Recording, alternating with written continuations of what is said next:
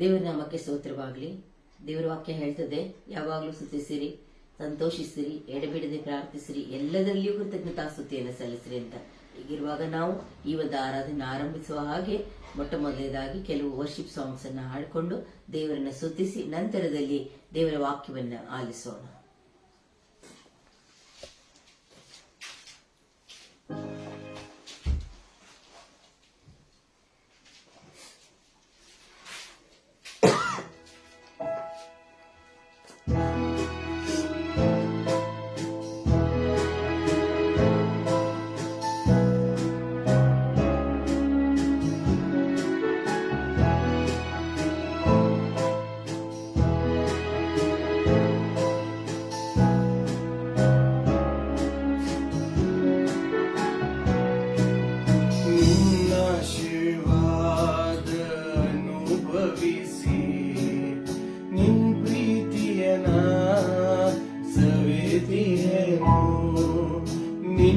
ಆಶೀರ್ವಾದ ಅನುಭವಿಸಿ ನಿನ್ ಪ್ರೀತಿಯನ ಸವಿದೆನು.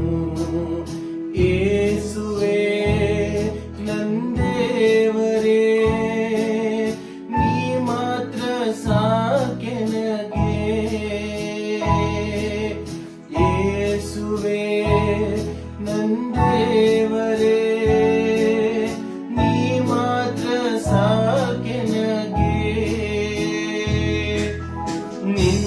ಆಶೀರ್ವಾದ ಅನುಭವಿಸಿ ನಿನ್ ಪ್ರೀತಿಯನ ಸವಿದೆನು.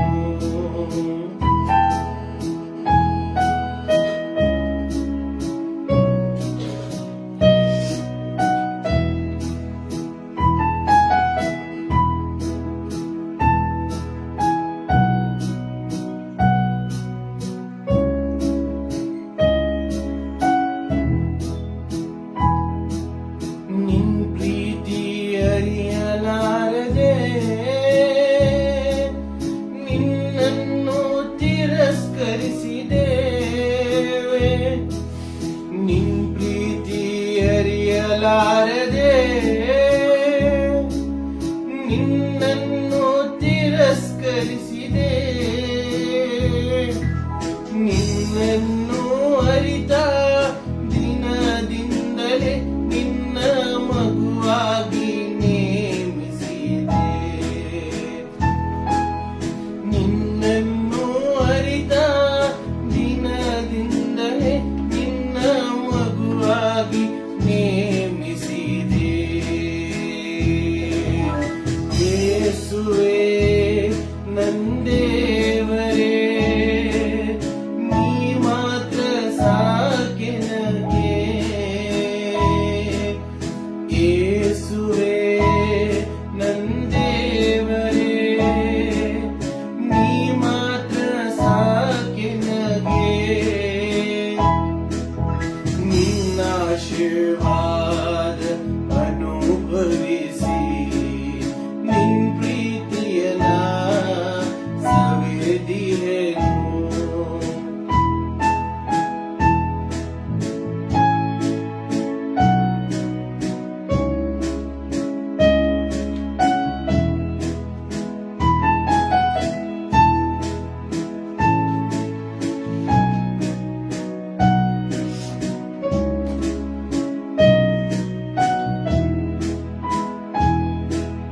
ನಂದಿನಗಳು ಅಂತ್ಯಗೊಂಡರು,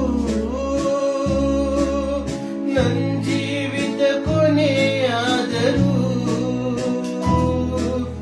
ನಂದಿನಗಳು ಅಂತ್ಯಗೊಂಡರು,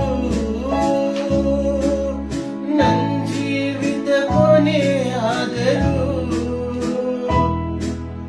ಜೀವ ನೀಡುವ ಯೇಸು ನನಗಾಗಿಯೇ ನಿತ್ಯ ಜೀವವ ಕೊಡುತ್ತಾನೆ. ಜೀವ ನೀಡುವ ಯೇಸು ನನಗಾಗಿಯೇ ನಿತ್ಯ ಜೀವವ ಕೊಡುತ್ತಾನೆ. ಯೇಸುವೇ ನಂದೇವರೇ,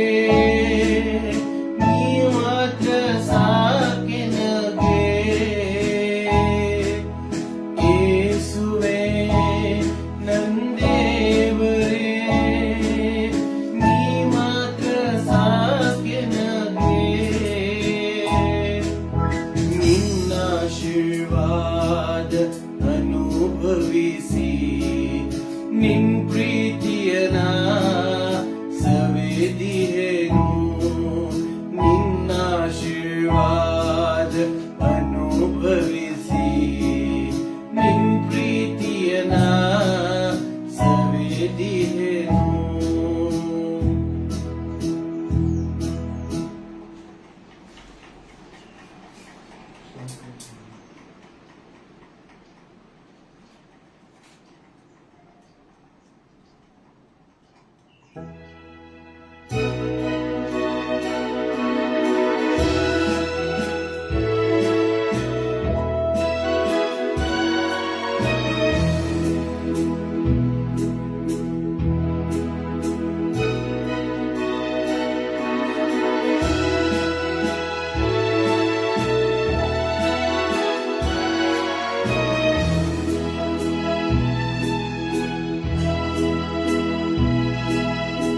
ಆಧಾರ ನೀಬೇಕಯ್ಯ, ಆಧಾರ ನೀಬೇಕಯ್ಯ, ಎನ್ಬಾಳ ಬೆಳಗಿ ಬೆಳಕಾಗಿರಲು ಆಧಾರ ನೀಬೇಕಯ್ಯ, ಎನ್ಬಾಳ ಬೆಳಗಿ ಬೆಳಕಾಗಿರಲು ಆಧಾರ ನೀಬೇಕಯ್ಯ. ಮತೀನನಾಗಿ ನಿಮ್ಮರೆತು ದೇವ ದೂರಕ್ಕೆ ಹೋಗದ ಹಾಗೆ, ಮತೀನನಾಗಿ ನಿಮ್ಮರೆತು ದೇವ ದೂರಕ್ಕೆ ಹೋಗದ ಹಾಗೆ, ನಿನ್ನಾತ್ಮ ಹೊಂದಿ ಬಾಳಲು ಎನಗೆ ಬಲವನ್ನು ನೀಡಿಯ, ನಿನ್ನಾತ್ಮ ಹೊಂದಿ ಬಾಳಲು ಎನಗೆ ಬಲವನ್ನು ನೀಡಿಯ. ಆಧಾರ ನೀಬೇಕಯ್ಯ, ಆಧಾರ ನೀಬೇಕಯ್ಯ, ಎಂಬಾಳ ಬೆಳಗಿ ಬೆಳಕಾಗಿರಲು ಆಧಾರ ನೀಬೇಕಯ್ಯ. ಕಷ್ಟದ ಕಡಲಲ್ಲಿ ಮುಳುಗಿ ದೇವ ತೀರದ ಭಯದಲ್ಲಿ ಇರಲು, ಕಷ್ಟದ ಕಡಲಲ್ಲಿ ಮುಳುಗಿ ದೇವ ತೀರದ ಭಯದಲ್ಲಿ ಇರಲು, ಅಭಯವ ನೀಡಿ ದಾರಿಯ ತೋರಲು ಹತ್ತಿರಕ್ಕೆ ನೀ ಬಾರೆಯ, ಅಭಯವ ನೀಡಿ ದಾರಿಯ ತೋರಲು ಹತ್ತಿರಕ್ಕೆ ನೀ ಬಾರೆಯ. ಆಧಾರ ನೀಬೇಕಯ್ಯ, ಆಧಾರ ನೀಬೇಕಯ್ಯ, ಎಂಬಾಳ ಬೆಳಗಿ ಬೆಳಕಾಗಿರಲು ಆಧಾರ ನೀಬೇಕಯ್ಯ.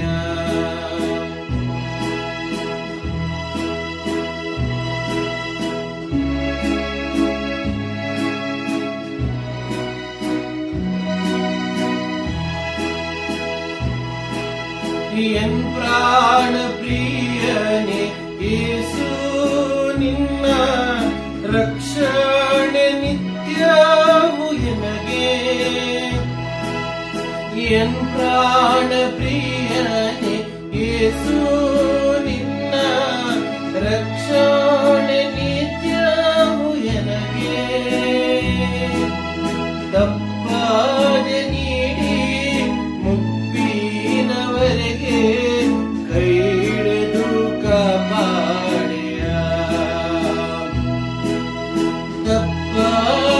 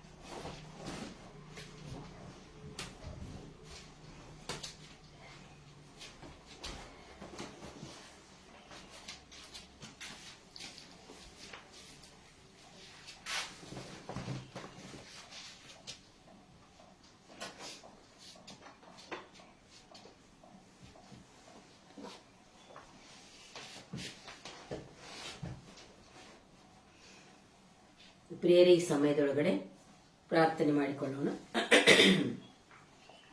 ನಮ್ಮನ್ನು ಬಹಳವಾಗಿ ಪ್ರೀತಿ ಮಾಡುವಂತ ರಕ್ಷಕನೇ ತಂದೆ, ಈ ಮುಂಜಾನೆ ಸಮಯದಲ್ಲಿ ಕರ್ತ ಆರಾಧಿಸುವಂತ ಕೃಪೆ ಕೊಟ್ಟಿದ್ದಿ ಕರ್ತನೆ, ಅದಕ್ಕಾಗಿ ಸ್ತೋತ್ರ. ನಿನ್ನ ವಾಕ್ಯಗಳನ್ನು ನಾವು ಈ ಸಮಯದೊಳಗೆ ಧ್ಯಾನ ಮಾಡ್ಲಿಕ್ಕಿದ್ದೀವಪ್ಪ. ಎಲ್ಲೆಲ್ಲಿ ಕುಳಿತು ಕರ್ತನೆ ಜನರು ಈ ವಾಕ್ಯಗಳನ್ನು ಆಲಿಸ್ತಾ ಇದ್ದಾರೋ ಪ್ರತಿಯೊಬ್ಬರನ್ನ ಮುಟ್ಟು ಆಶ್ರಯಿಸು ಕರ್ತ. ಯಾವ ಹೃದಯ ಕಠಿಣಗೊಳ್ಳದಂತೆ ಕರ್ತನೆ ನೀನು ವಾಕ್ಯಗಳ ಮುಖಾಂತರವಾಗಿ ಬಲಪಡಿಸಬೇಕಾಗಿ ಬೇಡಿಕೊಳ್ಳುತ್ತೇವೆ. ಸೈತಾನು ಈ ವಾಕ್ಯಗಳನ್ನು ಹೆಕ್ಕಿಕೊಂಡು ಹೋಗದಂತೆ ನಿನ್ನ ಆತ್ಮನ ಸಹಾಯವನ್ನ ಮಾಡಬೇಕಾಗಿ ಕೇಳಿಕೊಳ್ಳಲಾಗಿದ್ದೇನೆ ರಕ್ಷಕನೇ. ಹೌದು ಕರ್ತ, ಈ ಸಮಯದೊಳಗೆ ಮಾತನಾಡುವಳು ನಾನಿಲ್ಲ, ಅಲ್ಪಳಾಗಿದ್ದೇನೆ. ದಯಮಾಡಿ ನೀನು ವಾಕ್ಯಗಳ ಮುಖಾಂತರವಾಗಿ ಮಾತನಾಡು ಕರ್ತನೆ. ಹೌದು ಕರ್ತ, ಅಂದು ಸ್ಥಾನಿಕನಾದ ಯೋಹಾನನು ಹೇಳಿದ ಹಾಗೆ ಕರ್ತನೆ, ನೀನು ವೃದ್ಧಿಯಾಗಬೇಕು, ನಾನು ಕಡಿಮೆಯಾಗಬೇಕು. ಹೌದು ಕರ್ತ, ನನ್ನನ್ನು ನಾನು ಈ ಸಮಯದಲ್ಲಿ ನಿನ್ನ ಮುಂದೆ ತಗ್ಗಿಸ್ಕೊಳ್ತೇನೆ ಕರ್ತನೆ. ವಾಕ್ಯಗಳ ಮುಖಾಂತರವಾಗಿ ನೀನು ಮಾತನಾಡು ಕರ್ತ. ಹೌದು ಕರ್ತನೆ, ನಿನ್ನ ಬಾಯಿ ಮಾತು ನಮ್ಮೆಲ್ಲರ ಹೃದಯದ ಧ್ಯಾನವು ನಿನಗೊಬ್ಬನಿಗೇ ಸಮರ್ಪಕವಾಗಿರ್ಲಿ ತಂದೆಯೇ, ಆಮೇನ್. ಪ್ರೇರೆ, ಈ ಸಮಯದೊಳಗಡೆ ಮುಖ್ಯವಾಗಿ ನಾನು ಮೊದಲನೇದಾಗಿ ದೇವರು ನಿಮ್ಮೊಟ್ಟಿಗೆ ವಾಕ್ಯ ಹಂಚಿಕೊಳ್ಳುವಂತ ಅವಕಾಶ ಕೊಟ್ಟಿದ್ದಕ್ಕೆ ದೇವರ ನಾಮಕ್ಕೆ ಸ್ತೋತ್ರವನ್ನ ಸಲ್ಲಿಸ್ತೇನೆ. ಅದೇ ರೀತಿಯಾಗಿ ಅವಕಾಶವನ್ನು ಅನೇಕ ಬಾರಿ ಕೊಟ್ಟು ಈ ಸಮಯದಲ್ಲಿ ಕೂಡ ಕೊಟ್ಟಂತಹ ಗಿಲ್ಗಿಲ್ ಸರ್ಕಲ್ ಆಫ್ ಸ್ಟೋನ್ಸ್ ಇದರ ಒಂದು ಸಂಘಟಕರಾಗಿರುವಂತ ಮಿಸ್ಸಸ್ ಸಾರಾ ದೀಪು ಅವರಿಗೂ ಮತ್ತು ಮಿಸ್ಟರ್ ಡ್ಯಾನಿಯಲ್ ಕರಡಿಗುಡ್ ಹಾಗೂ ಇತರೆಲ್ಲರಿಗೂ ಕೂಡ ನಾನು ಈ ಸಮಯದೊಳಗೆ ಯೇಸು ಕ್ರಿಸ್ತನ ಮಧುರ ನಾಮದಲ್ಲಿ ವಂದಿಸ್ತೇನೆ. ಅಷ್ಟೂ ಅಲ್ಲದೆ ಈ ವಾಕ್ಯಗಳನ್ನ ಆಲಿಸ್ತಿರುವಂತ ಪ್ರತಿಯೊಬ್ಬರಿಗೂ ಕೂಡ ನಾನು ಈ ಸಮಯದೊಳಗೆ ಯೇಸು ಕ್ರಿಸ್ತನ ಮಧುರ ನಾಮದಲ್ಲಿ ವಂದಿಸುವವಳು ಆಗಿದ್ದೇನೆ. ಪ್ರಿಯರೇ, ನಾವು ನಿಜವಾಗ್ಲೂ ಹೇಳ್ಬೇಕಂದ್ರೆ ಪ್ರತಿದಿನ ಇವರು ಗಿಲ್ಗಲ್ ಸರ್ಕಲ್ ಆಫ್ ಸ್ಟೋನ್ಸ್ ಅವರು ಮಾಡ್ತಿರುವಂತ ಈ ಒಂದು ವಾಕ್ಯಗಳು ಅನೇಕ ರೀತಿಯೊಳಗೆ ದೇವರ ವಾಕ್ಯವನ್ನ ದಿನವೂ ಪ್ರತಿದಿನವೂ ಅವರು ಎಲ್ಲರ ಮುಖಾಂತರ ಅನೇಕರ ಮುಖಾಂತರವಾಗಿ ಅವರು ಇದರೊಳಗೆ ಹೇಳ್ತಾ ಇರುವಂತದ್ದನ್ನ ಆ ವಾಕ್ಯಗಳಿಂದ ನಾವೆಲ್ಲರೂ ಬಲಗೊಳ್ಳುವಂತೆ ಅವ್ರು ಮಾಡ್ತಿರುವಂತ ಈ ಕಾರ್ಯಕ್ಕಾಗಿ, ಈ ಒಂದು ಸೇವೆಗಾಗಿ ದೇವರ ನಾಮಕ್ಕೆ ಮೊದಲನೇದಾಗಿ ನಾವು ಮತ್ತೊಂದು ಆವರ್ತಿ ಸ್ತೋತ್ರವನ್ನು ಸಲ್ಲಿಸೋಣ.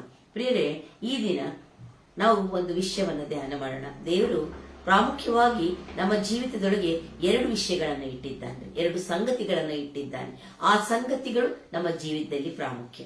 ಅದು ಏನಂತ ನಾವು ನೋಡುವಾಗ 2 ಸಂಗತಿಗಳು, ಒಂದು ಸಮಯ ಮತ್ತೊಂದು ಉದ್ದೇಶ. ಪ್ರಿಯರೇ, ಸಮಯ ಮತ್ತೊಂದು ಉದ್ದೇಶ ಅಲ್ವಾ? ಇಂದು ನಾವು ಈ ಸಮಯದೊಳಗೆ ಬದುಕಿ ಉಳಿದಿದ್ದೇವೆ ಅಂತ ಹೇಳಿದ್ರೆ ಇದು ದೇವರ ಕೃಪೆ ಹೊರತು ಮತ್ತೊಂದಲ್ಲ. ನಾವು ವಿಚಾರ ಮಾಡೋಣ, ಅನೇಕರು ಈ ಸಮಯದೊಳಗೆ ಈ ಲೋಕವನ್ನ ಬಿಟ್ಟು ಹೋಗಿದ್ದಾರಲ್ವಾ? ನಾವು ಓಣಿಯೊಳಗೂ ಕೂಡ ನಾವು ಕೇಳಿದ್ವಿ ಮೊನ್ನೆ ತಾನೆ, ಒಬ್ಬ ಇಂಜಿನಿಯರ್ ಸಡನ್ ಆಗಿ ಇವತ್ತಿದ್ರಿ ರಾತ್ರಿ ಇದ್ರು, ಬೆಳಿಗ್ಗೆ ಸಡನ್ ಆಗಿ ಹೊರಟು ಹೋದ್ರು. ಇನ್ನೊಬ್ಬ ವ್ಯಕ್ತಿ ಕೂಡ ರಾತ್ರಿ ಇದ್ದು ಹೊರಟು ಹೋದ್ರು. ನಮ್ಮ ಶಾಲೆ ನಾನ್ ಟೀಚಿಂಗ್ ಸ್ಟಾಫ್ ಕೂಡ ಒಬ್ರು ಮಾತಾಡ್ತಾ ಈವ್ನಿಂಗ್ ಎಲ್ಲ ಮಾತಾಡಿ ನೈಟ್ ಕೂಡ ಮಾತಾಡಿದವರು ಎಲ್ಲರೊಟ್ಟಿಗೆ ಮನೆಯೊಳಗಿದ್ದವರು ಬೆಳಿಗ್ಗೆ ಏನಾದ್ರೊಳಗೆ ಹೊರಟು ಹೋದ್ರು. ನಾವು ಇವೆಲ್ಲ ಸಂಗತಿಗಳು ನೋಡ್ತಾ ಇದ್ದೇವೆ. ಇದಕ್ಕಿಂತ ಹೆಚ್ಚಾಗಿ ಈ ಸಮಯದೊಳಗೆ ನಾನು ನೆನೆಸ್ಕೊಳ್ತೇನೆ, ನಮ್ಮ ಮನೆಯವರ ಅಣ್ಣ ವಿಜಯಣ್ಣ ಅನೇಕ ರೀತಿಯಾಗಿ ಮಕ್ಕಳ ನಡುವೆ ಬಹಳ ಸೇವೆ ಮಾಡ್ತಾರೆ. ಅವರ ಪತ್ನಿ ಐಲಿನ್ ಬಾಬಿ ಅವರು ಕೂಡ ತೀರ್ಕೊಂಡು ಹೋದ್ರು. ಒಬ್ಬರ ನಂತರ ಒಬ್ರು, ಅದು ಆಕಸ್ಮಿಕವಾಗಿ 2 ದಿನದೊಳಗೆ ಇವ್ರು ತೀರ್ಕೊಂಡು 2 ದಿನ ತೀರ್ಕೊಂಡ್ರು. ಅನೇಕರಿಗೆ ಇದು ಗೊತ್ತಿದೆ, ಗದಗಿನೊಳಗಾದಂತ ಸಂಗತಿ. ಹೀಗಿರುವಾಗ ನಮ್ಮ ಜೀವಿತಕ್ಕೆ ಯಾವ ಸ್ಥಿರತೆ ಇಲ್ಲ. ನಾವು ಈ ಲೋಕದೊಳಗೆ ಎಲ್ಲ ಯಾತ್ರಿಕರು. ಆದ್ರೆ ನಾವಂತೀವಿ ಹಾಗಾಯ್ತು ಹೀಗಾಯ್ತು, ಅನೇಕ ರೀಸನ್ಸ್ ಅನ್ನ ನಾವು ಕೊಡ್ತೇವೆ, ಅನೇಕ ರೋಗಗಳ ರೀಸನ್ಸ್ ಕೊಡ್ತೀವಿ, ಆಕಸ್ಮಿಕ ಆಯ್ತು ಅಂತ ಕೇಳ್ತೀವಿ. ಈಗಂತೂ ಹಾರ್ಟ್ ಅಟ್ಯಾಕ್ ಅನ್ನುವಂಥದ್ದು ಬಹಳಷ್ಟು ಆಗ್ತಾ ಇದೆ. ಇಷ್ಟೆಲ್ಲ ಇರುವಾಗ್ಲೂ ಕೂಡ ಈ ಸಮಯದ ಬಗ್ಗೆ ನಾವು ದೇವರಿಗೆ ಪ್ರಶ್ನೆ ಮಾಡುವ ಹಾಗಿಲ್ಲ. ಯಾಕಂದ್ರೆ ದೇವರು ನಮ್ಮ ಜೀವಿತದೊಳಗೆ ಒಂದು ಸಮಯ ಇಟ್ಟಿದ್ದಾನೆ. ಆ ಸಮಯಕ್ಕೆ ಬೇರೆ ಬೇರೆ ರೀಸನ್ ಮುಖಾಂತರ ನಾವು ಈ ಲೋಕದಿಂದ ಬಿಡ್ತಿರ್ಬೋದು, ಆದ್ರೆ ಆತನಿಟ್ಟಂತ ಸಮಯ ಅನ್ನುವಂಥದ್ದು ನಮ್ಮ ಜೀವಿತಗಳಿಗೆ ಬಹಳ ಪ್ರಾಮುಖ್ಯವಾಗಿದೆ. ಯಾಕಂತ ಹೇಳಿದ್ರೆ ಪ್ರಸಂಗಿ 3 ದೇವರ ವಾಕ್ಯ ಹೀಗೆ ಹೇಳ್ತದೆ, ಆಕಾಶದ ಕೆಳಗೆ ನಡೆಯುವಂತ ಪ್ರತಿಯೊಂದು ಸಂಗತಿಗೂ ಒಂದು ಸಮಯ ಇದೆ.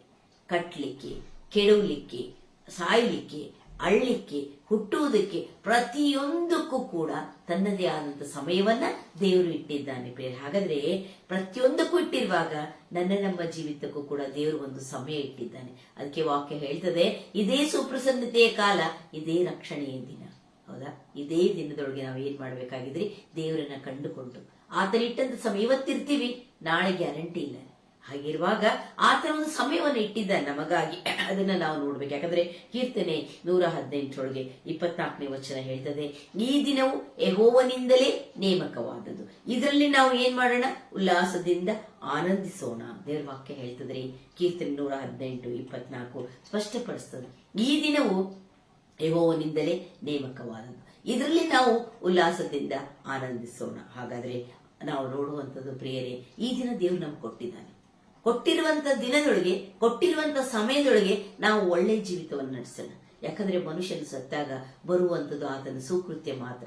ಬೇರೆ ಏನು ನಮ್ಮ ಹಿಂದೆ ಬರೋದಿಲ್ರಿ. ನಾವು ಈ ಲೋಕದಲ್ಲಿ ಗಳಿಸಿದಂತ ಯಾವ ಸಂಗತಿಗಳು ನಮ್ಮ ಹಿಂದೆ ಬರೋದಿಲ್ಲ, ಸುಕೃತ್ಯಗಳು ಮಾತ್ರ ಬರ್ತದೆ. ಹೀಗಿರುವಾಗ ನಾವು ಈ ಒಂದು ದಿನ ದೇವರು ಕೊಟ್ಟಿದ್ರೊಳಗೆ ದೇವರನ್ನ ಮಹಿಮೆ ಪಡಿಸೋಣ. ಕೊಟ್ಟಂತ ಕೆಲಸ ಕಾರ್ಯಗಳಲ್ಲಿ ಶ್ರದ್ಧೆಯಿಂದ ಮಾಡಿ ನಾವು ಉತ್ತಮವಾದಂತ ಜೀವಿತವನ್ನು ನಡೆಸುವಂತದ್ದು ಬಹಳ ಪ್ರಾಮುಖ್ಯ. ಯಾಕಂತ ಹೇಳಿದ್ರೆ ಪ್ರಿಯರೇ, ಕೀರ್ತನೆ 139:16 ವಾಕ್ಯ ಈ ರೀತಿಯಾಗಿ ಹೇಳ್ತದೆ, ನಿನ್ನ ಆತ್ಮಕ್ಕೆ ತಪ್ಪಿಸಿಕೊಂಡು ನಾವು ನೋಡುವಂಥದ್ದು. ನಾವು ಕೀರ್ತನೆ 139:16 ವಾಕ್ಯ ಈ ರೀತಿಯಾಗಿ ಹೇಳ್ತದೆ, ನಾನು ಇನ್ನೂ ಪಿಂಡವಾಗಿರುವಾಗಲೇ ನಿನ್ನ ಕಣ್ಣುಗಳು ನನ್ನನ್ನು ನೋಡಿದವು. ಹೇಗೆ ಹೇಳ್ತದೆ ಈ ವಾಕ್ಯ? ನಾನು ಇನ್ನು ಪಿಂಡ ಇದ್ದೆ ತಾಯಿ ಗರ್ಭದಲ್ಲಿ, ಆವಾಗಲೇ ನಿನ್ನ ಕಣ್ಣುಗಳು ನನ್ನನ್ನು ನೋಡಿದವು. ಮನುಷ್ಯನ ಆಯುಷ್ಕಾಲದ ಪ್ರಾರಂಭ ದಿನ ಆರಂಭವಾಗುವುದಕ್ಕಿಂತ ಮುಂಚೆನೆ ನಾನು ನಿನ್ನ ದಿನಗಳನ್ನ ಪುಸ್ತಕದಲ್ಲಿ, ಜೀವಿತರ ಪಟ್ಟಿಯಲ್ಲಿ, ದೇವರ ಪುಸ್ತಕದಲ್ಲಿ ಪ್ರತಿಯೊಂದು ಬರೆಯಲ್ಪಟ್ಟಿವೆ ಎಂಬುದಾಗಿ ದೇವರ ವಾಕ್ಯ ಕೀರ್ತನೆಗಾರನು ಇಷ್ಟು ಚಂದ ಹೇಳ್ತಾನ್ರಿ. ನನ್ನ ಆಯುಷ್ಕಾಲದ ಪ್ರಥಮ ದಿನ ಆರಂಭವಾಗುವುದಕ್ಕಿಂತ ಮೊದಲೇ ಎಲ್ಲಾ ದಿನಗಳು ಕೂಡ ನಿನ್ನ ಪುಸ್ತಕದಲ್ಲಿ ಬರೆಯಲ್ಪಟ್ಟಿವೆ. ಹಾಗಾದ್ರೆ ಪ್ರಿಯರೇ, ನಾವು ತಿಳ್ಕೊಳ್ತೀವಿ, ನಾನು ಈ ರೀತಿಯಾಗಿ ಇಷ್ಟು ವಯಸ್ಸಿಗೆ ಹೊರಟರು, ಆ ರೀತಿ ಆಯ್ತು, ಈ ರೀಸನ್, ಈ ಲೋಕ ಇವತ್ತಿದ್ರು ಬಿಟ್ರು, ಇವೆಲ್ಲ ನಾವು ಮನುಷ್ಯರು ಮಾತಾಡ್ತೇವ್ರಿ ಪ್ರಿಯರೇ. ಆದ್ರೆ ದೇವರ ವಾಕ್ಯ ಹೇಳ್ತದೆ, ನಾನಿನ್ನು ಪಿಂಡ ಇರುವಾಗಲೇ ನಿನ್ನ ಕಣ್ಣುಗಳು ನನ್ನನ್ನು ನೋಡಿತು ಅಲ್ವಾ. ನನ್ನ ಎಲ್ಲಾ ದಿನಗಳು ಏನಾಗಿದೆ ಅಂದ್ರೆ, ನನ್ನ ಆಯುಷ್ಕಾಲದ ಪ್ರಥಮ ದಿನ ಆರಂಭವಾಗುವುದಕ್ಕಿಂತ ಮುಂಚೆ ಎಲ್ಲವೂ ಬರೆಯಲ್ಪಟ್ಟಿದೆ ಅಂತ ದೇವರ ವಾಕ್ಯ ಸ್ಪಷ್ಟಪಡಿಸ್ತದೆ. ಹಾಗಾದ್ರೆ ದೇವರು ನನಗಿಟ್ಟಿರುವಂತಹ ಪ್ರಾಮುಖ್ಯವಾದಂತಹ ಸಂಗತಿ ಅಂದ್ರೆ ಒಂದು ನಮಗೆ ಕಾಣುವಂಥದ್ದು ಸಮಯ ಅನ್ನುವಂಥದ್ದು. ಯಾಕಂದ್ರೆ ಪ್ರಿಯರೇ, ಕೀರ್ತನೆ 139:7 ಕೂಡ ನಾವು ನೋಡ್ತೇವೆ, ನಿನ್ನ ಆತ್ಮಕ್ಕೆ ತಪ್ಪಿಸಿಕೊಂಡು ಎಲ್ಲಿಗೆ ಹೋಗ್ಲಿ, ನಿನ್ನ ಕಣ್ಣಿಗೆ ತಪ್ಪಿಸಿಕೊಳ್ಳುವಂತ ಎಲ್ಲಿಗೆ ಹೋಗ್ಲಿ ಅಂತ ಹೇಳಿ ವಾಕ್ಯ ಹೇಳ್ತಾರೆ. ಯಾಕಂದ್ರೆ ನಾನು ಮೇಲಿನ ಲೋಕಕ್ಕೆ ಹೋದೇನೆಂದ್ರೆ ಅಲ್ಲಿಯೂ ನೀನಿರುತ್ತಿ, ಪಾತಾಳಕ್ಕೆ ಹೋಗಿ ಮಲಗಿಕೊಂಡೇನೆಂದ್ರೆ ಅಲ್ಲಿಯೂ ನೀನಿರುತ್ತದೆ. ಅರುಣನ ರೆಕ್ಕೆಗಳನ್ನ ಕಟ್ಟಿಕೊಂಡು ಸಮುದ್ರದ ಆಚೆ ಹೋಗಿ ಅಲ್ಲಿ ವಾಸ ಮಾಡೋಣ ಅಂದ್ರು ಅಲ್ಲಿ ಕೂಡ ನನ್ನ ಬಲಗೈ ನನ್ನನ್ನು ಹಿಡಿದಿರ್ತದೆ ಅಲ್ವಾ ಪ್ರಿಯರೇ. ಎಲ್ಲೆಡೆಯಲ್ಲಿ ದೇವರು ನಮ್ಮ ಒಟ್ಟಿಗಿದ್ದಾನೆ. ದೇವರಿಟ್ಟಂತ ಸಮಯ ನಿಮ್ಮ ಜೀವಿತದಲ್ಲಿ ಇದೆ ನೋಡ್ರಿ ಪ್ರಿಯರೇ. ಅದಕ್ಕಾಗಿ ನಾವು ತಿಳ್ಕೊಳ್ತೇವೆ, ಈ ರೀತಿ ಆಯ್ತು, ಆ ರೀತಿ ಆಯ್ತು, ಈ ಲೋಕವನ್ನು ಹಿಂಗ್ ಬಿಟ್ರು, ಸೋ ಮೆನಿ ರೀಸನ್ಸ್. ಬಟ್ ದೇವರು ಇಟ್ಟಿರುವಂತ ಸಮಯ ನೋಡ್ರಿ, ಆತ ನಮ್ಮನ್ನ ಎಲ್ಲಿ ನಾವು ಹೋಗ್ತೀವಿ ಅಂತ ಹೇಳಿ ಸಾಕಪ್ಪ ಅಂತ ನಾವು ಹೋಗ್ತೀವಂದ್ರು ದೇವರು ನಮ್ಮನ್ನ ಬಿಡಲ್ಲ. ನಮಗಿರುವಂತ ಸಮಯದೊಳಗೆ, ದೇವರು ಇಟ್ಟಿರುವಂತ ಸಮಯದೊಳಗೆ ನಾವು ಈ ಲೋಕದೊಳಗೆ ಜೀವಿಸ್ತೇವೆ. ಹಾಗಾದ್ರೆ ನಮ್ಗೆ ಗೊತ್ತಿದೆ, ಮರಣ ಬೇಕಂದ್ರೂ ಕೂಡ ಅನೇಕರಿಗೆ ಬರಲ್ರಿ. ದಯಾಮರಣ ಬೇಕಂತ ಕೇಳುವುದಕ್ಕೆ ಕೂಡ ದೇವರು ನಮ್ಗೆ ಅದು ಬರ್ಲಿಕ್ಕೆ ಸಾಧ್ಯ. ಯಾಕೆ? ದೇವರು ನಮ್ಮ ದಿನಗಳನ್ನ ಪುಸ್ತಕದಲ್ಲಿ ಬರೆದಿಟ್ಟಿದ್ದಾನೆ. ನಾವು ಹೆಚ್ಚು ಬೇಕಂದ್ರೂ ನಮ್ಗೆ ಆಗೋದಿಲ್ಲ, ನಾವು ಕಡಿಮೆ ಬೇಕಂತ. ಹಾಗಾದ್ರೆ ಪ್ರಿಯರೇ, ನಾವು ಕಾಣ್ತೇವೆ ಬೆಸ್ಟ್ ಎಕ್ಸಾಂಪಲ್ ಎಲಿಯನ ವಿಷಯವಾಗಿ ನೋಡ್ತೇವೆ. ದೊಡ್ಡ ಪ್ರವಾದಿಯಾದಂತ ಎಲಿಯ ನಾವು ನೋಡ್ತೇವೆ 1:17 ಆತನು ಹೇಳ್ತಾನೆ, ನಾನು ಸೂಚಿಸದ ಹೊರತು ಮಳೆ ಬರಬಾರ್ದು, ಮಳೆಯಾಗಲಿ ಮಂಜಾಗಲಿ ಯಾವುದು ಬರಬಾರ್ದು ಅಂತ ಹೇಳ್ತಾನೆ. 3.5 ವರ್ಷ ಕಾಲ ಬರಗಾಲ ಇತ್ತು ಅಂತ ನಮ್ಗೆ ಗೊತ್ತಿದೆ ಪ್ರಿಯರೇ. ಇಂಥ ಒಂದು ಎಲಿಯ ದೇವರು ಆತನನ್ನ ಎತ್ತಿದ ಅಲ್ಲ, ಆತನು ಸಾಯಲಿಲ್ಲ, ಎತ್ತಿದ. ಹಾಗಾದ್ರೆ ಅಂತ ಒಂದು ಪ್ರವಾದಿಯಾದಂತ ಎಲಿಯನ್ನು ಕೂಡ ಒಂದು ಟೈಮ್ ಅಲ್ಲಿ ಏನ್ ಹೇಳ್ದ ಅಂತ 1:19 ಹೇಳ್ತೀವಿ. ಯಾಕೆಂದ್ರೆ ಆತನಿಗೆ ಇಜಬೇಲ್ ಎಂಬಂತ ದುಷ್ಟ ಸ್ತ್ರೀ, ಅಹಾಬ ಅರಸನ ಹೆಂಡತಿ ಆದಂತ ದುಷ್ಟ ಸ್ತ್ರೀ, ಆಕೆ ಎಷ್ಟು ದುಷ್ಟಳಿದ್ದು ಅಂದ್ರೆ ಬೆಸ್ಟ್ ಎಕ್ಸಾಂಪಲ್ 1:21 ನೋಡುವಾಗ, ನಾಬೋತನ ದ್ರಾಕ್ಷಿ ತೋಟ, ಅವನೊಂದೇ ಒಂದು ದ್ರಾಕ್ಷಿ ತೋಟ ಐತ್ರಿ. ಆ ನಾಬೋತನ ದ್ರಾಕ್ಷಿ ತೋಟದ ಮೇಲೆ ಅಹಾಬನ ಕಣ್ಣಿತ್ತು ಅಲ್ವಾ. ಅದನ್ನು ಕೊಡಲ್ಲ, ನನ್ನ ಪಿತ್ರಾರ್ಜಿತ ಆಸ್ತಿ ಅಂತ ಹೇಳ್ತಾನೆ. ಆದ್ರೆ ಅಲ್ಲಿ ಏನಾಗ್ತದೆ ಪ್ರಿಯರೇ, ಆತನು ಕೊಡೋದಿಲ್ಲ ಅಂತ ಆತನು ದುಃಖಿಸ್ತಾನೆ ಅಹಾಬ ಅಲ್ವಾ. ಗೋಡೆ ಕಡೆ ತಿರ್ಕೊಂಡು ದುಃಖಿಸ್ತಾನೆ, ಅಳ್ತಾನೆ. ಆಗ ಆಕೆ ಏನ್ ಮಾಡ್ತಾಳ ಅಂತ ಹೇಳಿದ್ರೆ, ಆತನ ಪ್ರಾಣವನ್ನ, ನಾಬೋತನ ಪ್ರಾಣವನ್ನ ಆಕೆ ಕೊಲ್ಲುವುದನ್ನ, ವಿರೋಧವಾಗಿ ಸಾಕ್ಷಿ ಹೇಳಿಸಿ ಕಲ್ಲಿಂದ ಎಸೆದು ಕೊಲ್ಲಿಸುವುದನ್ನ ನಾವು ಕಾಣ್ತೀವಿ. ಅಂಥ ಒಂದು ಸ್ತ್ರೀಗೆ, ಅಂಥ ಒಂದು ದುಷ್ಟನಾದ ಅರಸ, ದುಷ್ಟನಾದಂತ ಹೆಂಡತಿ ಆದಂತ ಇಜಬೇಲಳಿಗೆ ದುಷ್ಟ ಸ್ತ್ರೀಯಾದ ಅತಲೇಳೆಂಬಂತ ಮಗಳು ಕೂಡ ಇದ್ಲು. ಅಂತ ಒಂದು ಇಜಬೇಲಳು ಅಲ್ಲಿ ಏನ್ ಮಾಡ್ತಾಳೆ ಅಂತ ನಾವುಗಳು ನೋಡುವಾಗ, ಆತನ ನಾಳೆ ಇಷ್ಟೊತ್ತಿಗೆ ಪ್ರಾಣ ತೆಗೆಸ್ತೀನಿ ಎಂದಾಗ ಒಬ್ಬ ಎಲಿಯ ದೊಡ್ಡ ಪ್ರವಾದಿಯಾದಾತ, ಅವನ ಒಂದು ಮಾತಿಗೆ, ಅವನ ಒಂದು ನೀತಿವಂತನ ಪ್ರಾರ್ಥನೆ, ಅತಿ ಆಸಕ್ತಿಯುಳ್ಳ ಪ್ರಾರ್ಥನೆ ಬಲವುಳ್ಳದ್ದು ಅಂತ ಯಾಕೋಬ 5:17 ಹೇಳ್ತಲ್ಲ. ಅಂತ ಒಂದು ಎಲಿಯ ಅಲ್ಲಿ ಹೋಗ್ಬಿಟ್ಟು ಏನ್ ಮಾಡ್ತಾನೆ, ಹೋಗಿ ತಪ್ಪಿಸ್ಕೊಳಿಕ್ ಹೋಗಿ ಜಾಲಿ ಗಿಡದ ಕೆಳಗೆ ಕೂತ್ಕೊಂಡು ಆತನ ಹೇಳ್ತಾನೆ, ಯೆಹೋವನೇ ನನಗೆ ಸಾಕಾಗಿ ಹೋಯ್ತು, ನನ್ನ ಪ್ರಾಣವನ್ನ ತೆಗಿ ಅಂತ ಹೇಳ್ತಾನೆ. ನೋಡಿ, ಒಬ್ಬ ದೊಡ್ಡ ಪ್ರವಾದಿಯಾದಂತ ಮನುಷ್ಯ ಸಾಕಾಗಿ ಹೋಯ್ತು ಅಂತ ಹೇಳಿ ಆತನ ಹೇಳೋದನ್ನ ನೋಡ್ತೇವೆ. ಮರಣವನ್ನ ಅಪೇಕ್ಷಿಸ್ತಾನೆ. ದೇವರು ಬಿಟ್ಟ ಏನ್ರಿ, ಸಾಕಾಯ್ತು ನೋಡ್ರಿ. ಆತನ ಪ್ರಾರ್ಥನೆ ಕೇಳಿ ಮಳೆ ಬರದೆ ಹಾಗೆ ಮಾಡಿದ. ಆತನ ಪ್ರಾರ್ಥನೆ ಕೇಳಿ ಒಂದು ಅಂಗೈಯಷ್ಟು ಚಿಕ್ಕ ಮೋಡದಿಂದ ಮಳೆ ಬರಿಸುವ ಹಾಗೆ ಮಾಡಿದಂತ ದೇವರು ಇಲ್ಲಿ ಏನ್ ಮಾಡ್ತಾ ಇದ್ದಾನೆ ಅಂತ ಆತನ ಮರಣವನ್ನ ಅಪೇಕ್ಷಿಸುವಾಗ ದೇವರು ಆತನಿಗೆ ಕೊಡ್ಲಿಲ್ಲ. ಯಾಕೆ? ದೇವರಿಟ್ಟಂತ ಸಮಯ ಅನ್ನುವಂಥದ್ದಿದೆ. ಅಲ್ಲಿ ಏನ್ ಮಾಡ್ತಾನೆ ಆತನು? ದೇವದೂತನನ್ನ ಕಳಿಸಿ ಕೊಟ್ಟುಬಿಟ್ಟು ತಟ್ಟಿ ಎಬ್ಬಿಸ್ತಾನೆ. ಅಲ್ಲಿ ಏನಿದೆ ಅಂತ ಹೇಳಿದ್ರೆ ಕೆಂಡದ ಮೇಲೆ ಸುಟ್ಟಂತ ರೊಟ್ಟಿ ಇಟ್ಟಿರ್ತಾರೆ, ತಂಬಿಗೆ ನೀರನ್ನ ಕೊಟ್ಟು ಆತನಿಗೆ ಏನ್ ಮಾಡ್ತಾನೆ? ಅಲ್ಲಿ ಆಹಾರವನ್ನ ವ್ಯವಸ್ಥೆ ಮಾಡ್ತಾನೆ. ನೋಡ್ರಿ, ಆತನ ಮುಂದೆ 40 ದಿನ ನಡೆದು ಹೋಗ್ತಾನೆ ಅಂತ ಅಂದ್ರೆ ದೇವರ ಉದ್ದೇಶ ಅಲ್ಲ. ಈ ರೀತಿಯಾಗಿ ಸಮಯವನ್ನ ಇಟ್ಟಿದ್ದ. ಮರಣವನ್ನ ಅಪೇಕ್ಷಿಸಿದ್ರು ಕೂಡ ಮರಣವು ಆತನಿಗೆ ಬರಲಿಲ್ಲ. ಯಾಕೆ? ದೇವರಿಟ್ಟಂತ ಸಮಯ. ಪ್ರಿಯರೇ, ನಿನ್ನ ಜೀವಿತದೊಳಗೆ ಒಂದು ಸಮಯವನ್ನ ಇಟ್ಟಿದ್ದಾನೆ. ಅದು ಎಂದು ಬರ್ತದ ಗೊತ್ತಿಲ್ಲ. ಅದಕ್ಕಾಗಿ ಆ ಇಟ್ಟಂತ ಸಮಯದೊಳಗೆ ದೇವರನ್ನ ಸ್ಮರಿಸುತ್ತಾ ಉತ್ತಮ ಮಾರ್ಗದಲ್ಲಿ ನಾವುಗಳು ನಡೆಯುವಂಥದ್ದು ಬಹಳಷ್ಟು ಪ್ರಾಮುಖ್ಯವಾಗಿರುವಂತ ಸಂಗತಿ. ಇವನ್ ಯೋನನ ವಿಷಯವಾಗಿ ನೋಡ್ರಿ, ಯೋನನ್ಗೂ ಕೂಡ ದೇವರು ಪ್ರಕಟಿಸಿದ್ದ ಕೇಡನ್ನ ಆತನ ಹೇಳ್ತಾನೆ, ನಾನು ನಿನವೆ ಪಟ್ಟಣದ ಜನರ ಮೇಲೆ ಬರಗೊಡಲಿ. ಯಾಕೆ? ಅವರ ಪ್ರಾರ್ಥನೆ, ಅವ್ರು ಮಾಡಿದಂತ ಉಪವಾಸ, ಅರಸನಿಂದ ಹಿಡ್ಕೊಂಡು ಪ್ರತಿಯೊಂದು ಪ್ರಾಣಿವರೆಗೂ ಕೂಡ ಉಪವಾಸ ಇದ್ರಲ್ಲ, ಎಲ್ಲವನ್ನ ಬಲ್ಲಾತನಾಗಿರುವಂತ ದೇವರು ಅದನ್ನೆಲ್ಲ ನೋಡಿ ಏನ್ ಹೇಳ್ತಾನೆ? ನಾನು ಪ್ರಕಟಿಸಿದ ಕೇಡಲ್ಲಿ ಒಂದನ್ನೂ ನಾನು ನಿಮ್ಗೆ ಬರಗೊಡಿಸುವುದಿಲ್ಲ ಅಂದಾಗ ನೀನು ಬಹಳಷ್ಟು ಕರುಣೆ ಉಳ್ಳಂತ ದೇವರು, ದೀರ್ಘ ಶಾಂತಿ ಉಳ್ಳಂತ ದೇವರು, ಕನಿಕರ ಹೇಳ, ನನ್ಗೆ ಗೊತ್ತಿತ್ತು ನೀನ್ ಹೀಗ್ ಮಾಡಲ್ಲ ಅನ್ನುವ ರೀತಿ ಒಳಗೆ ಆತನು ಹೇಳಿ ಬೇಸರಗೊಳ್ತಾನೆ. ಇವನು ಹೋಗಿ ನಮ್ಗೆ ಗೊತ್ತಿದೆ ಪ್ರಿಯರೇ, ಆ ಯೋನ ಹೇಳುವಂಥದ್ದು ಕೂಡ ಸೇಮ್, ಸ್ವಾಮಿ ನನಗೆ ಸಾಕಾಯ್ತು, ಯೆಹೋವನ ಪ್ರಾಣವನ್ನ ತೆಗಿ ಅಂತ ದೇವರ ಬಳಿಯಲ್ಲಿ ಕೂಡ ಆತನು ಕೇಳುವುದನ್ನು ನಾವು ನೋಡ್ತೇವೆ. ದೇವರು ಬಿಡ್ತಾನ ಪ್ರಿಯರೇ? ಇಲ್ಲ. ದೇವರು ತಾನಿಟ್ಟಂತ ಸಮಯದವರೆಗೂ ಮನುಷ್ಯನನ್ನ ಈ ಲೋಕದಲ್ಲಿ ಇಟ್ಟೇ ಇಡ್ತಾನೆ. ಮರಣ ಬೇಕು, ದಯಾಮರಣ ಅಂದ್ರೂ ಸಿಗೋದಿಲ್ಲ. ಅಥವಾ ನಾವುಗಳು ತಾವಾಗಿ ಸಾಯ್ಬೇಕಂದ್ರೂ ಇಲ್ಲ. ಅಥವಾ ನಾವು ಬದುಕಬೇಕಪ್ಪ, ಇನ್ನೂ ನನಗೆ ಆಶೆ ಇದೆ, ನನಗೆ ಅದಿದೆ ಇದಿದೆ ಅಂದ್ರೂ ಕೂಡ ನಾವು ಬದುಕಲಿಕ್ಕೆ ಸಾಧ್ಯ ಇಲ್ಲ. ವೈ? ಬಿಕಾಸ್ ದೇವರಿಟ್ಟಂತ ಸಮಯ ಅನ್ನುವಂಥದ್ದು ನಮ್ಮ ಜೀವಿತದೊಳಗೆ ಬಹಳಷ್ಟು ಪ್ರಾಮುಖ್ಯವಾಗಿರುವಂತ ಸಂಗತಿಯಾಗಿದೆ. ಅದಕ್ಕಾಗಿ ನಾವು ನೋಡ್ತೇವೆ, ಮೋಶೆಗೂ ಕೂಡ ನಾವು ನೋಡ್ತೇವೆ. ಮೋಶೆಯನ್ನ ನೋಡುವುದಾದ್ರೆ ನಮ್ಗೆ ಗೊತ್ತಿದೆ, ಆತನನ್ನ ದೇವರು ಕಾನಾನ್ಯದವರೆಗೆ ಜನರನ್ನ ನಡೆಸ್ಲಿಕ್ಕೆ, ಇಸ್ರಾಯೇಲರನ್ನ ನಡೆಸ್ಲಿಕ್ಕೆ ಕರ್ಕೊಂಡು ಬರ್ತಾನೆ. ಮೋಶೆಗೆ ಸಹಾಯಕನಾಗಿ ಆತನ ಅಣ್ಣನಾದ ಆರೋನನ್ನ ಪ್ರವಾದಿಯನ್ನಾಗಿ ಕರ್ಕೊಂಡು ಹೋಗ್ತಾನೆ. ಬಟ್ ದ ಥಿಂಗ್ ಇಯರ್ ನೋಡ್ರಿ, ಅಲ್ಲಿ ಮುಟ್ಸಲ್ಲ ದೇವ್ರ ಚಿತ್ತ ರೀ, ಇದು ಸಮಯ. ಯಾಕೆ? ಅರಣ್ಯಕಾಂಡ 20 ನೋಡ್ತೇವೆ, ಆ ಚೀನ ಅರಣ್ಯದೊಳಗಲ್ಲಿ ದ್ರಾಕ್ಷೆ ಇಲ್ಲ, ಅಲ್ಲಿ ಯಾವುದೇ ರೀತಿ ಹಣ್ಣಿಲ್ಲ, ಕುಡಿಲಿಕ್ಕೆ ನೀರಿಲ್ಲ, ಗೊಣಗುಟ್ತಾರೆ ದೇವರು. ಆ ಗೊಣಗುಟ್ಟಿದಂತ ಸಮಯದೊಳಗೆ ದೇವರು ಈ ಮೋಶೆಯವರು ಪ್ರಾರ್ಥನೆ ಮಾಡುವಾಗ ಕೇಳಿ ಏನ್ ಹೇಳ್ತಾರೆ ಅಂದ್ರೆ, ನೀವು ಬಂಡೆ ಎದುರುಗಡೆ ಕೂತ್ಕೊಂಡು ನೀನೇನ್ ಮಾಡೋದು, ಅವ್ರ ಸಮೂಹದವ್ರನ್ನೆಲ್ಲ ಆರೋನನ್ನು ಕೂಡಿಸ್ಲಿ, ನೀನು ಆ ಬಂಡೆಗೆ ಆಜ್ಞಾಪಿಸು, ಅದು ನೀರನ್ನ ಕೊಡ್ತದೆ. ಬಟ್ ಇವ್ರು ಸ್ವಲ್ಪ ಎಕ್ಸ್ಟ್ರಾ ಮಾಡಿದ್ರು. ಏನ್ ಮಾಡಿದ್ರೆ, ದ್ರೋಹಿಗಳೇ, ನಿಮಗಾಗಿ ಈ ಬಂಡೆಯೊಳಗಿಂದ ನೀರನ್ನು ತರಿಸ್ಬೇಕಾ ಅಂತ ಹೇಳಿ ಆತನ ಕೇಳಿ, ಆ ಒಂದು ದೇವರು ಹೇಳಿದಕ್ಕಿಂತ ಆತನಿಗೆ ಬಂಡೆಗೆ ಹೊಡಿತಾರಲ್ಲ. ಸೊ ಎಕ್ಸ್ಟ್ರಾ ಅಂದ್ರೆ ದೇವರಿಗೆ ಅವಿಧೇಯನಾದ ಅನ್ನುವಂತ ರೀತಿ ಒಳಗೆ ಇಷ್ಟೆಲ್ಲ ಮಾಡ್ಕೊಂಡು ಬಂದಿದ್ದ ಪ್ರಿಯರೇ. ಆದ್ರೆ ದೇವರ ಸಮಯವನ್ನು ಸ್ಟಾಪ್ ಮಾಡ್ದ ಅಲ್ವಾ, ಮೋಶೆ ಮತ್ತು ಆರೋನರಿಗೆ. ಆತನು ಹೇಳ್ತಾನೆ, ನೀನು ಕಾನಾನನ್ನ ಮುಟ್ಟುವ ಹಾಗಿಲ್ಲ, ಅಲ್ಲಿವರೆಗೂ ಇಸ್ರಾಯೇಲರನ್ನ ಕರ್ಕೊಂಡು ಹೋಗುವ ಹಾಗಿಲ್ಲ. ನೀನು ಏನ್ ಮಾಡ್ಬೇಕು ಅಂತ ಹೇಳ್ತಾನೆ, ಬೆಟ್ಟದ ಮೇಲೆ ಪ್ರಾಣವನ್ನು ನೀನು ಬಿಡ್ಬೇಕು. ಬೆಟ್ಟದ ಮೇಲೆ ನಿಲ್ಲಿಸಿಬಿಟ್ಟು ಆ ಕಾನನ್ನ ತೋರಿಸ್ತಾನೆ, ಹೊರತಾಗಿ ಕರ್ಕೊಂಡು ಹೋಗಲ್ಲ. ಎಂಥ ಒಂದು ನಂಬಿಗಸ್ತನಾದ ಸೇವಕ ಮೋಶೆ. ಆತನಿಗೂ ದೇವರು ಅಷ್ಟೇ ಸಮಯ ಇಟ್ಟಿದ್ದ, ಮುಂದೆ ಮುಟ್ಟಕ್ಕೆ ಕೊಡ್ಲಿಲ್ಲ ಪ್ರಿಯರೇ. ಇದನ್ನ ನಾವು ವಿಚಾರ ಮಾಡುವಾಗ ದೇವರ ಉದ್ದೇಶ, ದೇವರ ಚಿತ್ತ ನಮ್ಮ ಜೀವಿತದೊಳಗೆ ಎಷ್ಟಿರ್ತದೆ ಅಷ್ಟು ಮಾತ್ರ. ಆದ್ರೆ ಇರುವವರೆಗೂ ದೇವರಿಗೆ ವಿಧೇಯರಾಗಿರ್ಬೇಕು, ಗೌರವವಾಗಿ ನಡ್ಕೊಳ್ಬೇಕು, ವಾಕ್ಯಗಳನುಗುಣವಾಗಿ ನಡ್ಕೊಳ್ಬೇಕು. ಉತ್ತಮ ಮಾರ್ಗದಲ್ಲಿ ನಡೆಯುವಂತ ನಾವು ಇತರರಿಗೆ ಕೇಡು ಮಾಡುವುದಕ್ಕಿಂತ ನಾವು ಅಟ್ಲೀಸ್ಟ್ ಒಳ್ಳೆಯದನ್ನ ಮಾಡಲಿಲ್ಲ ಅಂದ್ರೂ ನಾವು ಬೇರೆಯವರಿಗೆ ಕೆಡಕನ್ನ ಮಾಡಲಾರ್ದ ಹಾಗೆ ಉತ್ತಮವಾದಂತ ಜೀವಿತವನ್ನು ನಡೆಸಬೇಕು. ಯಾಕಂದ್ರೆ ಕ್ರೈಸ್ತರಾದ ನಿಮ್ಮ ಮೇಲೆ ದೊಡ್ಡದಾಗಿರುವಂತ ಭಾರ ಇದೆ. ಕ್ರಿಶ್ಚಿಯನ್ಸ್ ಅಂದ್ರೆ, ಕ್ರೈಸ್ತಂದ್ರೆ ಏನೋ ಒಂದು ಡಿಫರೆಂಟ್ ಅಲ್ವಾ. ಸೊ ಇದನ್ನ ನೋಡುವಾಗ, ಯಾಕೆ ದೇವ್ರ ಮಕ್ಕಳಾಗಿದ್ದೇವೆ ನಾವು, ಬೇರೆಯವರಿಗೆ ಪ್ರೀತಿ ತೋರಿಸುವವರು, ಕರುಣೆ ತೋರಿಸುವವರು, ನಾವು ಮತ್ತೊಬ್ಬರಿಗೆ ಸಹಾಯ ಮಾಡುವವರು, ಇವೆಲ್ಲವನ್ನ ಮಾಡುವಾಗ ಮಾತ್ರ ದೇವರು ನಿಮ್ಮನ್ನ ಮೆಚ್ಚುವಂತನಾಗಿದ್ದಾನೆ.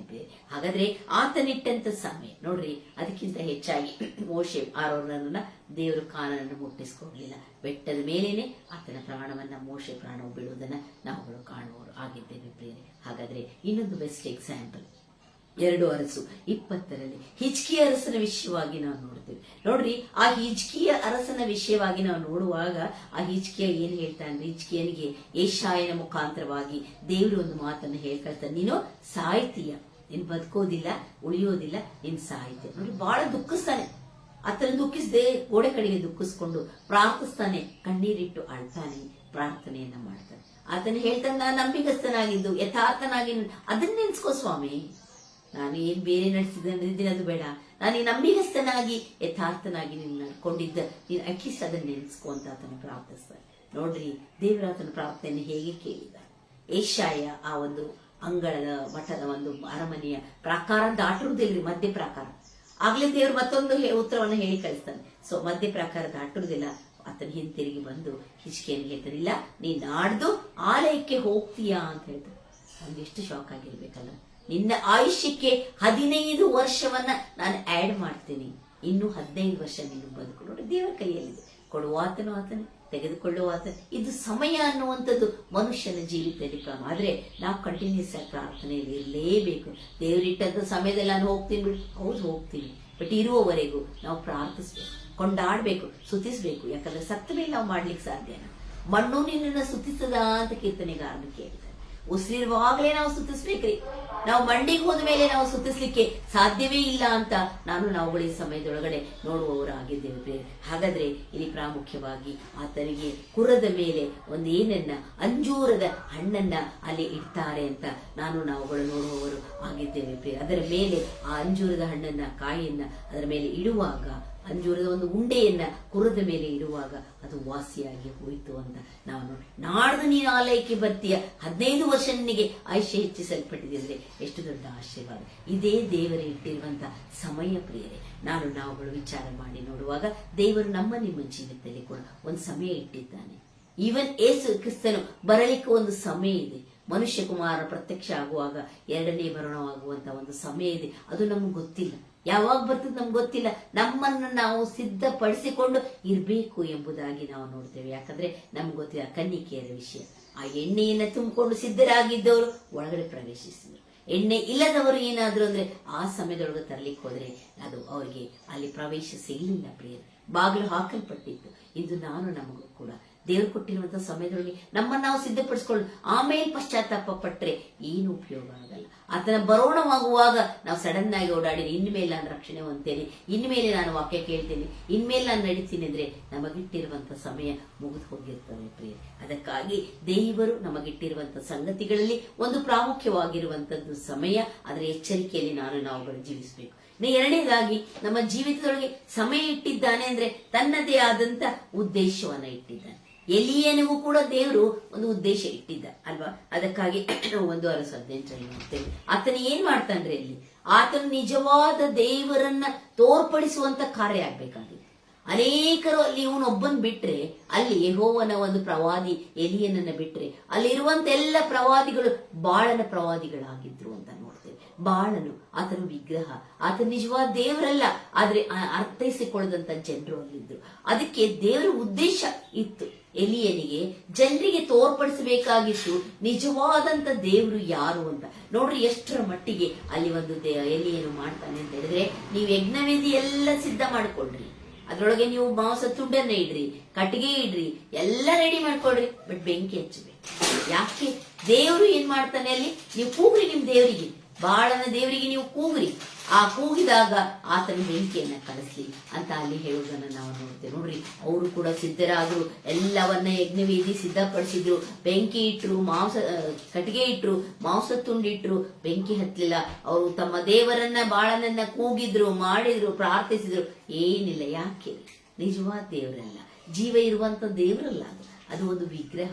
ಅವ್ರು ಏನ್ ಮಾಡಿದ್ರು ಆಗ್ಲಿಲ್ಲ. ಕೊನೆಗೇನಾಯ್ತು ಅಂತ ನಾವುಗಳು ನೋಡ್ತೇವೆ. ಅವರು ಕತ್ತಿ ಈಟಿಗಳಿಂದ ತಿಳ್ಕೊಂಡು ರಕ್ತ ಸೋರ್ತಾ ಇದ್ದೇನೆ ಅಷ್ಟರ ಮಟ್ಟಿಗೆ ಮಾಡಿದ್ರು ಕೂಡ ಯಾವ ಉತ್ತರ ಬರಲಿಲ್ಲ. ಬಟ್ ಈತ ಏನ್ ಮಾಡಿದ? ಎಲಿಯನು ಏನ್ ಮಾಡ್ತಾನೆ? ಅಲ್ಲಿ ಒಂದು ಅದರ ಸುತ್ತ ಯಜ್ಞದೊಳಗೆ ಆತನು ಏನ್ ಮಾಡ್ತಾನೆ ಅಂದ್ರೆ ನೀರನ್ನ 4 ಕೊಡದ ಹಾಗೆ ನೀರನ್ನ ತುಂಬಿಸ್ತಾನೆ ಅಲ್ಲೆಲ್ಲ. ಮತ್ತು ಆತನ ಇಷ್ಟೆಲ್ಲ ಮಾಡಿ ಆ ನೀರನ್ನು ಕೂಡ ಸುರಿಸಿ ದೇವರಿಗೆ ಪ್ರಾರ್ಥಿಸ್ತಾನೆ. ದೇವರೇ, ನಿಜವಾದ ದೇವ್ರಂತ ಇವ್ರು ಕಂಡುಕೊಳ್ಬೇಕು, ಇವ್ರು ನಿನ್ನ ಕಡೆಗೆ ತಿರ್ಕೊಳ್ಬೇಕು, ಅದನ್ನ ನೀನು ಅವ್ರಿಗೆ ತೋರ್ಪಡಿಸ್ಕೋ ಅಂತೇಳಿ ಆತನದೇ ಹೇಳ್ತಾನೆ, ಪ್ರಾರ್ಥಿಸ್ತಾನೆ. ಒಂದೇ ಒಂದು ಪ್ರಾರ್ಥನೆ ರೀ.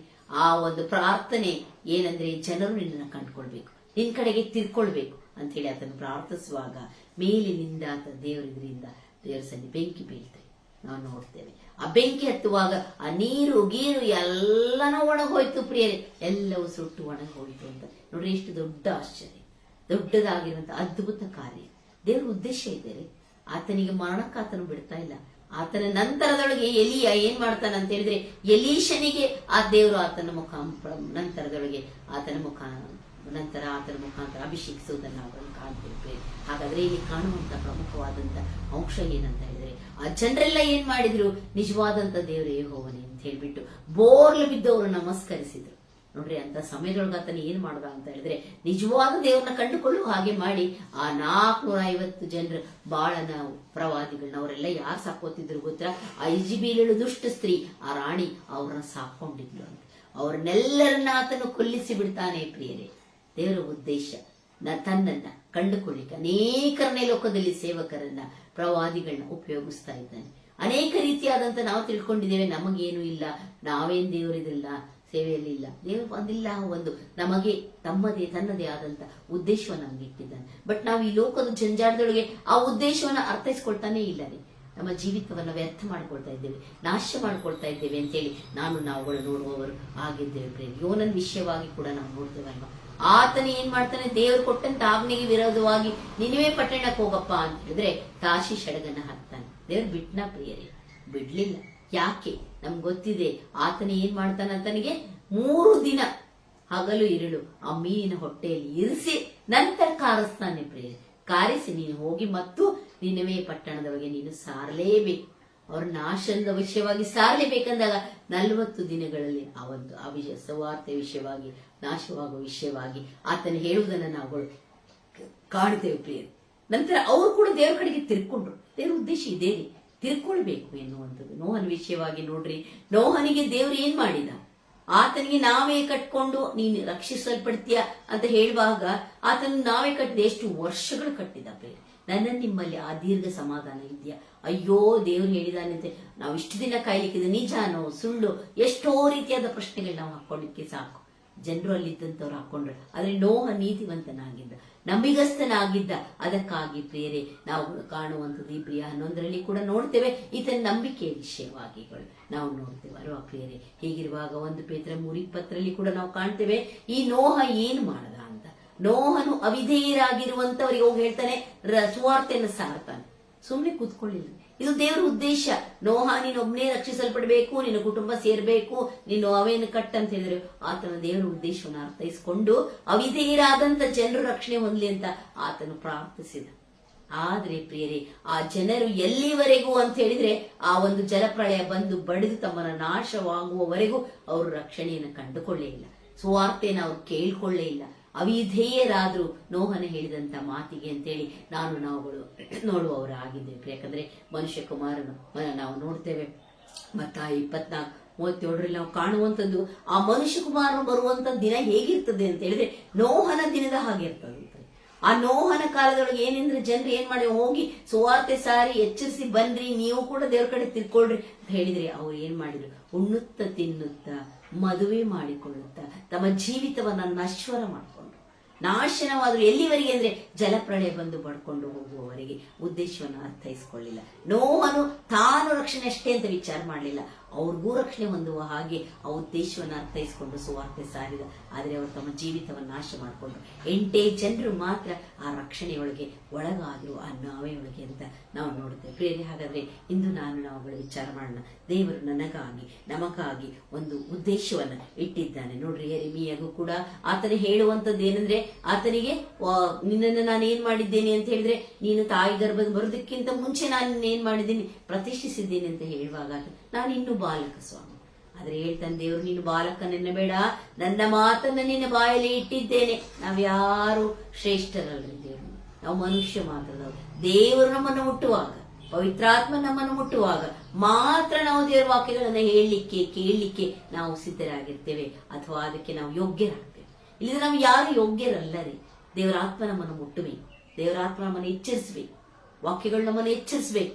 ಅವಾಗ ಮಾತ್ರ ನಾವು ಯೋಗ್ಯರಾಗ್ಲಿಕ್ಕೆ ಸಾಧ್ಯ ಅಂತ ನಾವುಗಳು ನೋಡ್ತೀವಿ. ಅದಕ್ಕಾಗಿನೇ ಯೆರೆಮೀಯ 15:10 ಆತನೇ ಹೇಳ್ತಾನೆ, ತಾಯೇ ನನ್ನ ಗತಿಯನ್ನೇ ಏನು ಹೇಳಲಿ, ನಾನು ನಿನ್ನ ಗರ್ಭದಿಂದ ಬಂದಾಗಿನಿಂದ ಲೋಕದವರೆಲ್ಲರಿಗೂ ವ್ಯಾಜ್ಯಗಾರನಾಗಿದ್ದೇನೆ, ಜಗಳ ಗಂಟೆಗೆ ಆಗಿದ್ದೇನೆ. ನಾನು ಯಾರಿಗೆ ಬಡ್ಡಿ ಕೊಟ್ಟಿಲ್ಲ, ಯಾರಿಗೆ ಬಡ್ಡಿ ತಗೊಂಡಿಲ್ಲ. ಆದ್ರೂ ಸಹ ನನ್ನನ್ನ ಇವ್ರು ಏನಂತ ಹೇಳ್ತಾರಂತ ಹೇಳಿದ್ರೆ, ಇವರು ನನಗೇನ್ ಮಾಡ್ತಾರಂತ ಹೇಳಿದ್ರೆ ಅವರನ್ನು ದೂಷಿಸುವಂತವ್ರು, ಬೈಯುವಂತವರು ಆಗಿದ್ದಾರೆ ಅಂತ ತನ್ನ ವೇದನೆಯನ್ನು ಹೇಳಿ ಆದ್ರೂ ಬಿಡ್ಲಿಲ್ಲ. ಕೊನೆಯವರೆಗೂ ಕೂಡ ಯೆರೆಮೀಯ ಏನ್ ಮಾಡ್ತಾನೆ ಬೇರೆ ವಾಕ್ಯಗಳನ್ನ ಹಂಚುವಂತವ್ರು. ಏನೇ ಅನ್ಲಿ ಜನರು, ತನ್ನ ಉದ್ದೇಶವನ್ನ, ದೇವರಿಟ್ಟಂತ ಉದ್ದೇಶವನ್ನ ಆತನು ನೆರವೇರಿಸಿದ್ದನ್ನ ನಾವು ನೋಡ್ತೇವೆ. ಮದ್ವೆ ಆಗ್ಬೇಡ ಅಂತ ಹೇಳ್ತಾನೆ, ಮಕ್ಕಳಲ್ಲಿ ಹುಟ್ಟಬಾರದು ಅಂತ ಹೇಳ್ತಾನೆ. ಎಲ್ಲವನ್ನ ಆತನು ದೇವರು ಹೇಳಿದಂತ ಮಾತಿನ ಪ್ರಕಾರ ವಿಧೇಯನಾಗಿ ನಡೆದುಕೊಂಡ. ದೇವರ ಉದ್ದೇಶ ಇತ್ತು, ಆ ಜನರಿಗೆ ಎಚ್ಚರಿಸಬೇಕಾಗಿತ್ತು ಪ್ರಿಯರೇ. ಅದಕ್ಕಾಗಿ ಎಸ್ಕೇಲ ನೋಡ್ರಿ, ಆತನಿಗೂ ಕೂಡ ನಾವು ನೋಡ್ತೇವೆ. ಅಲ್ಲಿ ನಾವು ಕಾಣುವಂಥದ್ದು 3ನೇ ಅಧ್ಯಾಯದೊಳಗೆ ದೇವರಾತ್ಮವನ್ನು ಎತ್ತುಕೊಂಡು ಹೋಗಿ ಉದ್ಯೋಗ ಸ್ಥಳದಲ್ಲಿ ಇಡ್ತು. ನೋಡ್ರಿ, ನಾವುಗಳು ದೇವರೇ ನಾವು ಅದನ್ನ ಮಾಡಕ್ಕಾಗಲ್ಲ. ಇಲ್ಲ, ದೇವರ ಆತ್ಮ ಉದ್ದೇಶ ಇದ್ರೆ ದೇವರ ಆತ್ಮ ಎತ್ತುಕೊಂಡು ಹೋಗ್ಬಿಟ್ಟು ಆ ಉದ್ಯೋಗ ಸ್ಥಳದಲ್ಲಿ ಇಟ್ಟಾಗ ಆತನು ಹೇಳ್ತಾನೆ, ದೇವರ ಆತ್ಮನ ಒಂದು ರೆಕ್ಕೆಗಳ ಸಪ್ಪಳ, ಆತನ ಸ್ಪರ್ಶದಿಂದ ಪರವಶನಾಗ್ಬಿಟ್ಟೆ. 7 ದಿನಗಳು ಸ್ತಬ್ಧನಾಗಿ ಆತನ ಕುಳಿತು ಬಿಟ್ಟ ಎಜ್ಕೇಲ ಅಂತ ನೋಡ್ತೇವೆ. ದೇವರು ಆತನನ್ನ ಉಪಯೋಗಿಸಿದ. ದೇವರು ಉದ್ದೇಶ ಇತ್ತಂದ್ರೆ ಆ ಸ್ಥಳದಲ್ಲಿ ಹೋಗ್ಬಿಟ್ಟು ಆತನ ಎತ್ತಿ ಇಡುವುದನ್ನ ನಾವುಗಳು ನೋಡುವವರಾಗಿದ್ದೇವೆ. ಹಾಗಾದ್ರೆ ದೇವರ ಉದ್ದೇಶವನ್ನ ನಾವುಗಳು ಅರ್ಥೈಸ್ಕೊಳ್ಳೋದು ಬಹಳ ಪ್ರಾಮುಖ್ಯ. ಯಾಕಂದ್ರೆ ಮತ್ತಾಯ 28:19 ದೇವರ ವಾಕ್ಯ ಈ ರೀತಿಯಾಗಿ ಹೇಳ್ತದೆ. ಯೇಸು ಕ್ರಿಸ್ತನು ಹೇಳ್ತಾನೆ, ನೀವು ಹೊರಟು ಹೋಗಿ ಎಲ್ಲಾ ದೇಶಗಳ ಜನರನ್ನ ನನ್ನ ಶಿಷ್ಯರನ್ನಾಗಿ ಮಾಡಿ. ನೋಡ್ರಿ ಪ್ರಿಯ, ಈಗ ಕೂಡ ಕಾಣ್ತಾ ಇದ್ದೀವಿ ಗಿಲ್ಗಲ್ ಸಂಸ್ಥೆಯವರು ಆ ಕೋವಿಡ್ ಟೈಮ್ ಇಂದ ಹಿಡ್ಕೊಂಡು ಇಲ್ಲಿವರೆಗೂ ಪ್ರತಿದಿನ ಒಬ್ಬೊಬ್ಬ ಸೇವಕರನ್ನು ತೆಗೆದುಕೊಂಡು ವಾಕ್ಯಗಳನ್ನ ಹೇಳುವಂತ ಬಹಳ ಕಠಿಣಕರವಾಗಿದೆ. ಪ್ರತಿನಿತ್ಯ ಹುಡುಕುವಂತ ಬಹಳ ಕಠಿಣಕರ. ಆದ್ರೆ ಅವ್ರು ಏನ್ ಮಾಡ್ತಾ ಇದ್ದಾರೆ, ಪರಿಶ್ರಮ ವಹಿಸ್ತಾ ಇದ್ದಾರೆ. ದೇವರ ವಾಕ್ಯ ಸ್ವಲ್ಪ ಜನರ ಕಿವಿಗೆ ಮುಟ್ಲಿ ಎಂಬಂತ ಉದ್ದೇಶ ಅವ್ರದ್ದು ಆಗಿದೆ ಪ್ರಿಯ. ಅದಕ್ಕಾಗಿ ದೇವರು ಹೇಳಿದಂತ ಮಾತು, ಕ್ರಿಸ್ತನು ಹೇಳಿದಂತ ಮಾತೆಂದ್ರೆ, ನೀವು ಹೊರಟು ಹೋಗಿ ಎಲ್ಲಾ ದೇಶಗಳ ಜನರನ್ನ ನನ್ನ ಶಿಷ್ಯರನ್ನಾಗಿ ಮಾಡ್ರಿ ಅಂತ ಹೇಳ್ತಾನೆ. ಅಪೊಸ್ತಲಕೃತ್ಯ 1:8 ಕೂಡ ಆತನು ಹೇಳ್ತಾನೆ, ನೀವು ಯೆರೂಸಲೇಮ್, ಯೂದಾಯ, ಸಮಾರ್ಯ, ಲೋಕದ ಕಟ್ಟ ಕಡೆಗೆ ಹೋಗಿ ನನ್ನ ಸಾಕ್ಷಿಗಳಾಗಿ. ಪ್ರಿಯರಿಂದು ಸಾಕ್ಷಿ ಆಗ್ಬೇಕಾದ್ರೆ ನಾವು ಬರೇ ಪ್ರಸಂಗ ಮಾಡ್ತೀವಲ್ಲ, ನಮ್ಮ ಕ್ರಿಯೆ, ನಮ್ಮ ನಡೆ, ನಮ್ಮ ನುಡಿಯಿಂದ ಜನರನ್ನು ಬೇಕು. ಇವರು ಕ್ರೈಸ್ತರು ನೋಡ್ರಿ, ಎಷ್ಟು ಚೆನ್ನಾಗಿ ಮಾತಾಡ್ತಾರೆ, ಎಷ್ಟು ಹೆಲ್ಪ್ ಮಾಡ್ತಾರೆ, ಎಷ್ಟು ಕರುಣೆ ಇದೆ, ಎಷ್ಟು ಕನಿಕರ ಇದೆ. ಈ ಒಂದು ಗುಣ ನಮ್ಮಲ್ಲಿ ಕಂಡು ಬರಬೇಕಾಗಿದೆ. ಸಾಕ್ಷಿಗಳಾಗಿರ್ರಿ, ಕ್ರಿಸ್ತನ ಸಾಕ್ಷಿಗಳ ನಾವು ಆಗಿರ್ಬೇಕಾಗಿದೆ ಪ್ರಿಯರೇ. ಅದಕ್ಕಾಗಿ ನಾವು ವಾಕ್ಯವನ್ನ ಸಾರಬೇಕು, ಆತನ ಸಾಕ್ಷಿಗಳಾಗಿ ನಾವುಗಳು ಇರ್ಬೇಕು ಅಂತ ನೋಡ್ತೇವೆ. ಯಾಕಂದ್ರೆ ಸಾನಿಕನಾದ ಯೋಹಾನನಿಗೂ ದೇವರು ಒಂದು ಉದ್ದೇಶವನ್ನ ಇಟ್ಟಿದ್ದಲ್ಲ. ಆತನು ಕ್ರಿಸ್ತನ ಬರುವುದಕ್ಕಿಂತ ಮುಂಚೆ ಕರ್ತನ ದಾರಿಯನ್ನ ನೆಟ್ಟಗೆ ಮಾಡಿದ. ಆತನು ಹೇಳ್ತಾ ಇದ್ದಾನೆ, ದೇವರ ಕಡೆಗೆ ತಿರ್ಕೊಂಡ್ರಿ ಅಂತ ಆತನು ಹೇಳ್ತಾನೆ, ಪಶ್ಚಾತ್ತಾಪ ಪಡ್ರಿ ಅಂತ ಹೇಳ್ತಾನೆ. ಯಾಕಂತ ಹೇಳಿದ್ರೆ ಯೋಹಾನ 1 ಕೂಡ ಅವರೆಲ್ಲ ಯೆಹೂದ್ಯರು ಬಂದು ಅಲ್ಲಿ ಆತನಿಗೆ ಕೇಳ್ತಾರೆ, ಅವ್ರು ಕಳಿಸ್ಕೊಟ್ಟಂತ ಫರಿಸಾಯರು ಎಲ್ಲರೂ ಕೇಳುವಂತದ್ದು ಏನಂದ್ರೆ, ನೀನ್ ಯಾರು ಅಂತ ಕೇಳ್ತಾರೆ. ಆಗ ಆತನು ಹೇಳ್ತಾನೆ, ನಾನು ಏಸು ಅಂತೂ ಅಲ್ಲ. ಫಸ್ಟ್ ಹೇಳುವಂಥದ್ದು ತನ್ನನ್ನು ತಾನು ತಗ್ಗಿಸ್ಕೊಳ್ತಾನೆ, ನಾನೇನಲ್ಲ, ಏಸುವಲ್ಲ ಅಂತೇಳಿ ಆತನು ಸ್ಪಷ್ಟಪಡ. ಹಾಗಾದ್ರೆ ನೀನು ಯಾರು? ಎಲಿಯನು ಅಲ್ಲ, ಪ್ರವಾದಿನೋ ಅಲ್ಲ. ಹಾಗಾದ್ರೆ ನೀನು ಯಾರು ಅಂತ ಕೇಳುವಾಗ ಆತನು ಹೇಳ್ತಾನೆ, ಕರ್ತನ ದಾರಿಯನ್ನು ನೆಟ್ಟಗೆ ಮಾಡ್ರಿ ಅಂತ ಹೇಳಿ ಅಡವಿಯಲ್ಲಿ ಒಂದು ಕೂಗು ಕೇಳಿಸ್ತದೆ. ಯೆಶಾಯನ ಕೂಗು, ಆ ಪ್ರವಾದಿಯ ಕೂಗು, ಕರ್ತನ ದಾರಿಯನ್ನು ನೀನು ನೆಟ್ಟಗೆ. ಆ ಶಬ್ದ, ಆ ಕೂಗು ನಾನಾಗಿದ್ದೇನೆ ಅಂತ ಹೇಳ್ಬಿಟ್ಟು ಅಲ್ಲಿ ಆತನು ಹೇಳ್ತಾನೆ, ತನ್ನ ತಾನು ತಗ್ಗಿಸ್ಕೊಳ್ತಾನೆ. ದೇವರಿಗಿಂತ ಮುಂಚೆ, ಕ್ರಿಸ್ತನಿಗಿಂತ ಮುಂಚೆ ಆತನು ಅಲ್ಲಿ ಸುವಾರ್ತೆಯನ್ನು ಸಾರುವಂತ ಉದ್ದೇಶವನ್ನ ದೇವರ ಅವನ ಜೀವಿತದಲ್ಲಿ ಇಟ್ಟಿದ್ದ. ಯಾಕಂದ್ರೆ ಲೂಕ 9 ನೋಡ್ತೇವೆ, ಯೇಸು ಕ್ರಿಸ್ತ 12 ಮಂದಿ ಶಿಷ್ಯರನ್ನ ಕೂಡ ವಾಕ್ಯವನ್ನ ಹಂಚಲಿಕ್ಕೆ ಆತನು ಅಲ್ಲಿ ಕಳಿಸುವುದನ್ನ ನಾವು ನೋಡ್ತೇವೆ. 12 ಮಂದಿ ಶಿಷ್ಯರನ್ನ ಕಳಿಸ್ತಾನೆ. ಆತನು ಹೇಳ್ತಾನೆ, ದೇವರಾಜ್ಯ ಸುವಾರ್ತೆಯನ್ನ ಸಾರ್ರಿ ಮತ್ತು ಅಷ್ಟೊಳಗೆ ದೆವ್ವಗಳನ್ನ ಬಿಡಿಸ್ರಿ, ರೋಗದಿಂದ ಸ್ವಸ್ಥಪಡಿಸ್ರಿ ಅಂತ ದೇವರು ಅಲ್ಲಿ ಯೇಸು ಕ್ರಿಸ್ತನ ಹೇಳಿ ಅವರನ್ನ ಕಳಿಸ್ತಾನೆ. ನೀವು ಹೋಗ್ರಿ, ನೀವು ವಾಕ್ಯ ಸಾರ್ರಿ, ದೆವ್ವಗಳನ್ನ ಬಿಡಿಸ್ರಿ, ರೋಗದಿಂದ ನೀವು ಸ್ವಸ್ಥತೆಯನ್ನ ಪಡಿಸ್ರಿ ಅಂತ ಆತನಲ್ಲಿ ಸ್ಪಷ್ಟಪಡಿಸಿ 12 ಮಂದಿ ಶಿಷ್ಯರನ್ನ ಕಳಿಸುವುದನ್ನ ನಾವುಗಳು ನೋಡ್ತೇವೆ. ಅವ್ರು ಹೋಗ್ತಾರಲ್ಲಿ ಆ ಕಾರ್ಯವನ್ನ ಮಾಡ್ತಾರೆ. ಹೇಳ್ತಾರೆ, ಯಾವ ಊರಿನವರು ನಿಮ್ಮನ್ನ ಸೇರಿಸ್ಕೊಳ್ದೆ ಹೋದ್ರೆ ಆ ಊರಿನಲ್ಲಿ ನಿಮ್ಮ ಕಾಲಿನ ಧೂಳನ್ನ ಜಾಡಿಸಿ ಬಿಡ್ರಿ ಅಂತ. ಆ ಧೂಳನ್ನ ಅವರಿಗೆ ಜಾಡಿಸಿ ಬಿಟ್ಟು ನೀವು ಬರ್ರಿ ಅಂತ ಹೇಳ್ತಾರೆ. ಅದೇ ರೀತಿ ಒಳಗೆ ಕ್ರಿಸ್ತನ ಶಿಷ್ಯರು ಹೆಚ್ಚಾಗ್ತಾ ಬರ್ತಾರೆ. ಲೂಕ 10 70 ಮಂದಿ ಆಗಿದ್ದನ್ನ ನೋಡ್ತೇವೆ. 70 ಮಂದಿಯನ್ನು ಇಬ್ಬಿಬ್ರಾಗಿ ತಾನು ಹೋಗ್ಬೇಕಾದಂತ ಸ್ಥಳಕ್ಕೆ ಯೇಸು ಕ್ರಿಸ್ತನ ಕಳಿಸ್ಕೊಡ್ತಾನೆ. ಅವ್ರಿಗೂ ಕೂಡ ಹೇಳ್ತಾನೆ, ದೇವರಾಜ್ಯ ಸುವಾರ್ತೆಯನ್ನು ಸಾರ್ರಿ, ದೆವ್ವಗಳನ್ನ ಬಿಡಿಸ್ಲಿಕ್ಕೆ, ರೋಗದಿಂದ ಸ್ವಸ್ಥಪಡಿಸ್ಲಿಕ್ಕೆ ಯೇಸು ಕ್ರಿಸ್ತನಿಗೆ ಕಳಿಸಿಕೊಟ್ಟಿದ್ದನ್ನ ನಾವುಗಳು ನೋಡ್ತೇವೆ ಬೇರೆ. ಅವ್ರು ಹೇಳ್ತಾನೆ, ಯಾರು ನಿಮ್ಮನ್ನ ಸೇರಿಸ್ಕೊಳ್ದೆ, ಯಾವ ಊರ್ನವ್ರು ನಿಮ್ಮನ್ನ ಸೇರಿಸ್ಕೊಳ್ದೆ ಹೋದ್ರೆ ನೀವೇನ್ ಮಾಡ್ರಿ, ನಮ್ಮ ಧೂಳ ಧೂಳನ್ನ ನಾವೆಲ್ಲೇ ಚಾಡಿಸ್ತೀವಿ ಅದು ನಿಮಗಿರ್ಲಿ ಅಂತ ಹೇಳಿ ಆತನು ಹೇಳಿ ಅಂತ ಹೇಳ್ತಾನೆ. ಎಲ್ಲೆಡೆಯಲ್ಲಿ ಆತನು ಅವ್ರಿಗೆ ಹೇಳ್ತಾನೆ, ನಿಮಗೆ ಶುಭವಾಗಲಿ, ಶುಭ ಉಂಟಾಗಲಿ ಅಂತ ನೀವು ಹೇಳಿ ಬರ್ರಿ ಅಂತ ಹೇಳಿ ಯೇಸು ಕ್ರಿಸ್ತನು ಹೇಳ್ತಾನೆ. ಉದ್ದೇಶಗಳಿದೆ ಪ್ರಿಯರೇ, ಇಂದು ನಾವುಗಳು ಅರ್ಥೈಸ್ಕೊಳ್ತಾ ಇಲ್ಲ. ಆತನ ಶಿಷ್ಯರೇ ನಾವೆಲ್ಲರೂ, ಕ್ರೈಸ್ತರಾದ ನಾವುಗಳು ಎಲ್ಲರೂ ಆತನ ಶಿಷ್ಯರಾಗಿದ್ದೇವೆ. ಆ ಉದ್ದೇಶವನ್ನ ನಾವುಗಳು ಅರ್ಥೈಸಿಕೊಳ್ಳುವಂಥದ್ದು ಬಹಳಷ್ಟು ಪ್ರಾಮುಖ್ಯವಾಗಿರುವಂತಹ ಸಂಗತಿಯಾಗಿದೆ. ಯಾಕಂದ್ರೆ ಅಪೊಸ್ತಲಕೃತ್ಯ 9 ಕೂಡ ಪೌಲನ ವಿಷಯವಾಗಿ ನೋಡುತ್ತೇವೆ. ದಮಸ್ಕದ ದಾರಿಯಲ್ಲಿ ಆತನ ಟರ್ನ್ ಆದ ಅಲ್ಲ, ದೇವರ ಕ್ರಿಸ್ತನ ವಾಣಿಯನ್ನು ಕೇಳಿ ಆತನಲ್ಲಿ ಟರ್ನ್ ಆದ ನಂತರ ಆತನು ಹೇಳುವಂತದ್ದೇ, ನನ್ನ ಬಾರ್ನಬನನ್ನ ದೇವರು ಅನ್ಯರ ನಡುವೆ ಸೇವೆ ಮಾಡ್ಲಿಕ್ಕೆ, ಸುವಾರ್ತೆ ಸಾರ್ಲಿಕ್ಕೆ ಉಪಯೋಗಿಸಿಕೊಂಡಿದ್ದಾನೆ. ಪೇತ್ರ, ಯಾಕೋಬ, ಯೋಹಾನರನ್ನ ಸುನ್ನತಿ ಆದವರು ಅಂದ್ರೆ ಯಹೂದ್ಯರ ನಡುವೆ ಸುವಾರ್ತೆಯನ್ನು ಸಾರ್ಲಿಕ್ಕೆ ಉಪಯೋಗಿಸಿಕೊಂಡು ತನ್ನ ಉದ್ದೇಶವನ್ನ ಆತನ ಅರ್ಥೈಸಿಕೊಂಡ. ಎಷ್ಟೋ ಆತನು ಕ್ರೈಸ್ತರನ್ನು ಹಿಂಸಿಸಿದ್ದ, ಆದ್ರೆ ಆತನ ತನ್ನ ಉದ್ದೇಶವನ್ನ ಕ್ರಿಸ್ತನ ಕರೆಗೆ ಅರ್ಥೈಸ್ಕೊಂಡ. ಪ್ರಿಯ, ಇಂದು ನನ್ನ ನಿಮ್ಮ ಜೀವಿತದಲ್ಲಿ ಇಷ್ಟು ದಿನ ತಿಳಿಯದೆ ಹೋಗಿರ್ಬಹುದು, ಆದ್ರೆ ನನಗೂ ಒಂದು ದೇವರ ಉದ್ದೇಶ ಇಟ್ಟಿದ್ದಾನೆ ಎಂಬುದನ್ನು ನಾವು ಅರ್ಥೈಸ್ಕೊಳ್ಳಿಕ್ಕೆ ಪ್ರಯತ್ನ ಮಾಡಬೇಕು. ಆ ಉದ್ದೇಶ ದೇವರಿಟ್ಟಂತ ಸಮಯ ಎರಡು ನನ್ನ ನಿಮ್ಮ ಜೀವಿತದೊಳಗೆ ಪ್ರಾಮುಖ್ಯ. ಇಲ್ಲದಿದ್ರೆ ಏನು ವ್ಯರ್ಥವಾದಂತ ಪ್ರಸಂಗಿ ಹೇಳುವ ಹಾಗೆ ಎಲ್ಲವೂ ವ್ಯರ್ಥವೇ ವ್ಯರ್ಥ. ಈ ಜೀವಿತ ಬಿಟ್ಟು ಹೋಗ್ಬೇಕಾಗ್ತದೆ.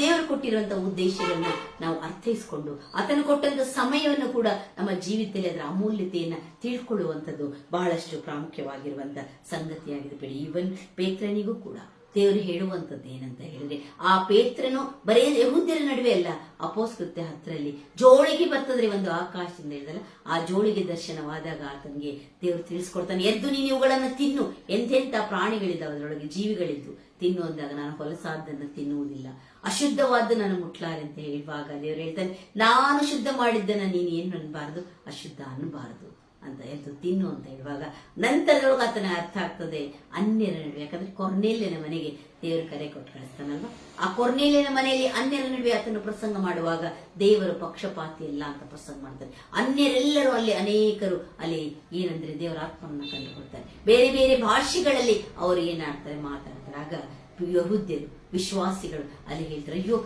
ಈ ಒಂದು ಪವಿತ್ರಾತ್ಮ ವರವು ಅವರಿಗೂ ಅನ್ಯರಿಗೂ ಕ್ರೈಸ್ತರಿಗೂ ದಾನವಾಗಿ ಕೊಡಲ್ಪಡ್ತಲ್ಲ ಅಂತ. ಪ್ರಿಯರೇ, ಪೇತ್ರನ್ನು ಯಾವ ರೀತಿಯಾಗಿ ಉಪಯೋಗಿಸ್ಕೊಂಡ ದೇವರು ನೋಡ್ರಿ. ಆತನಿಗೆ ಯೋಹಾನ 21 ಆ ಕ್ರಿಸ್ತನ ಒಂದು ಪುನರುತ್ಥಾನ ಆದ ನಂತರ ಮತ್ತು ಹೋಗಿ ಆತನ ಏನ್ ಮಾಡ್ತಾ ಇದ್ದಾರೆ, ಅಲ್ಲಿ ಮೀನನ್ನ ಹಿಡಿಯುವಂತ ಕಾರ್ಯವನ್ನ ಮಾಡ್ತಾರೆ. ದೇವರು ಹೇಳ್ತಾನೆ, ನಿನ್ಗೆ ಏನಂತ ಹೇಳಿರ್ತಾನೆ ಆತನ ಯೇಸು ಕ್ರಿಸ್ತನ, ಆತನಿಗೆ ಮನುಷ್ಯರನ್ನ ಹಿಡಿಯುವಂತ ಬೆಸ್ತರನ್ನಾಗಿ ನಾನಿನ್ನ ಮಾಡ್ತೀನಿ ಅಂತ ಹೇಳಿರಲ್ಲ. ಸೊ ಆತನಿಗೆ ಎಚ್ಚರಿಸ್ತಾನೆ, ನೀನ್ ಪ್ರೀತಿಸ್ತಾ ಇದ್ದೀಯಾ, ನಿನ್ನ ಮೇಲೆ ಮಮತೆ ಇಟ್ಟಿದ್ಯಾ? ಹೌದು ಸ್ವಾಮಿ, ನಾನು ಇಟ್ಟಿದ್ದೇನೆ. ಹಾಗಾದ್ರೆ ನನ್ನ ಮಂದೆಯನ್ನ ಕಾಯಿ, ನನ್ನ ಕುರಿಗಳನ್ನ ಮೇಯಿಸು ಅಂತ ದೇವರು ಎಚ್ಚರಿಸ್ತಾನೆ. ಮನುಷ್ಯರಾದ ನಾವುಗಳು ಎಷ್ಟೋ ವಾಕ್ಯ ಕೇಳಿರ್ತೀವಿ, ಮತ್ತೆ ನಮ್ಮ ಉದ್ದೇಶವನ್ನು ನಾವು ಮರೆತು ನಾವು ಲೋಕದ ಗಡಿಬಿಡಿಯೊಳಗೆ ನಾವು ಜೀವಿಸ್ತಾ ಇರ್ತೇವೆ. ಹೀಗಿರುವಂತಹ ಸಮಯದೊಳಗಡೆ ನಮ್ಮ ಉದ್ದೇಶವನ್ನು ನಾವು ಅರ್ಥೈಸ್ಕೊಳ್ಬೇಕು. ದೇವರ ವಾಕ್ಯ ನಮ್ಗೆ ಪದೇ ಪದೇ ಎಚ್ಚರಿಸ್ತಾ ಇದೆ, ನನಗಿಟ್ಟಿರುವಂತ ಸಮಯ ಸ್ವಲ್ಪ, ನನಗಿಟ್ಟಿರುವಂತ ಒಂದು ಪರ್ಟಿಕ್ಯುಲರ್ ಆದಂತ ಉದ್ದೇಶ ಇದೆ, ಅದನ್ನು ಅರ್ಥೈಸ್ಕೊಂಡು ನಾವುಗಳು ಜೀವಿಸುವಂತದ್ದು ಬಹಳ ಪ್ರಾಮುಖ್ಯವಾಗಿರುವಂತ ಸಂಗತಿಯಾಗಿದೆ ಪ್ರಿಯರೇ. ಹಾಗಾದ್ರೆ ಈ ಸಮಯದೊಳಗೆ ನಮ್ಮನ್ನು ನಾವು ಎಚ್ಚರಿಸಿಕೊಳ್ಳೋಣ. ಯಾಕಂದ್ರೆ ಪ್ರಿಯರೇ, ನಮ್ಗೆ ಗೊತ್ತಿರುವಂತಹ ಸಂಗತಿಯಾಗಿದೆ ಅಂದ್ರೆ ಮದರ್ ತೆರೇಸಾ ಈ ಲೋಕಕ್ಕೆ ಈ ಒಂದು ಇಂಡಿಯಾಕ್ಕೆ ಬಂದ ಮೇಲೆ ಕೂಡ ಅವ್ರು ಹೇಳಿದಂತ ಮಾತುಗಳು ನೋಡ್ರಿ, ಆ ಕುಷ್ಠ ರೋಗಿಗಳ ನಡುವೆ ಸೇವೆ ಮಾಡಿ. ಯಾರು ಹೇಳಿದ್ರ ಅವ್ರಿಗೆ, ನೀನು ಹೋಗಿ ಅವ್ರ ನಡುವೆ ಸೇವೆ ಮಾಡು? ಇಲ್ಲ, ಬಡ ಮಕ್ಕಳ ನಡುವೆ ಅವ್ರು ಸೇವೆ ಮಾಡಿದ್ರು. ನೋಡ್ರಿ ಎಷ್ಟರ ಮಟ್ಟಿಗೆ ಅಂತ ಹೇಳಿದ್ರೆ, ಅವರು ಒಬ್ಬ ಶ್ರೀಮಂತನಿಗೆ ಒಂದೇ ಬೆಸ್ಟ್ ಎಕ್ಸಾಂಪಲ್ ಕೇಳ್ತಾರೆ, ಆ ಮಕ್ಕಳಿಗಾಗಿ ಒಂದು ಡೊನೇಷನ್ ಅನ್ನ ಕೊಡೋನು.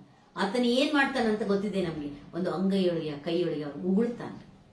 ಉಗುಳಿದಾಗ ಕೂಡ ಆಕೆ ಹೇಳುವಂಥದ್ದು ಏನಂದ್ರೆ, ಈ ಉಗುಳಿತು ನನಗಿರ್ಲಿ, ನನ್ನ ಮಕ್ಕಳಿಗೆ ನೀನು ಏನ್ ಕೊಡೋಣ ಅಂತ, ಮಕ್ಕಳಿಗೆ ನೀನು ಅದನ್ನ ನಡೆಸಲಿಕ್ಕೆ ಆ ಡೊನೇಷನ್ಗಾಗಿ ಹಾಕಿ ಇನ್ನೊಂದು ಕೈ ಚಾಸ್ತಾಳೆ.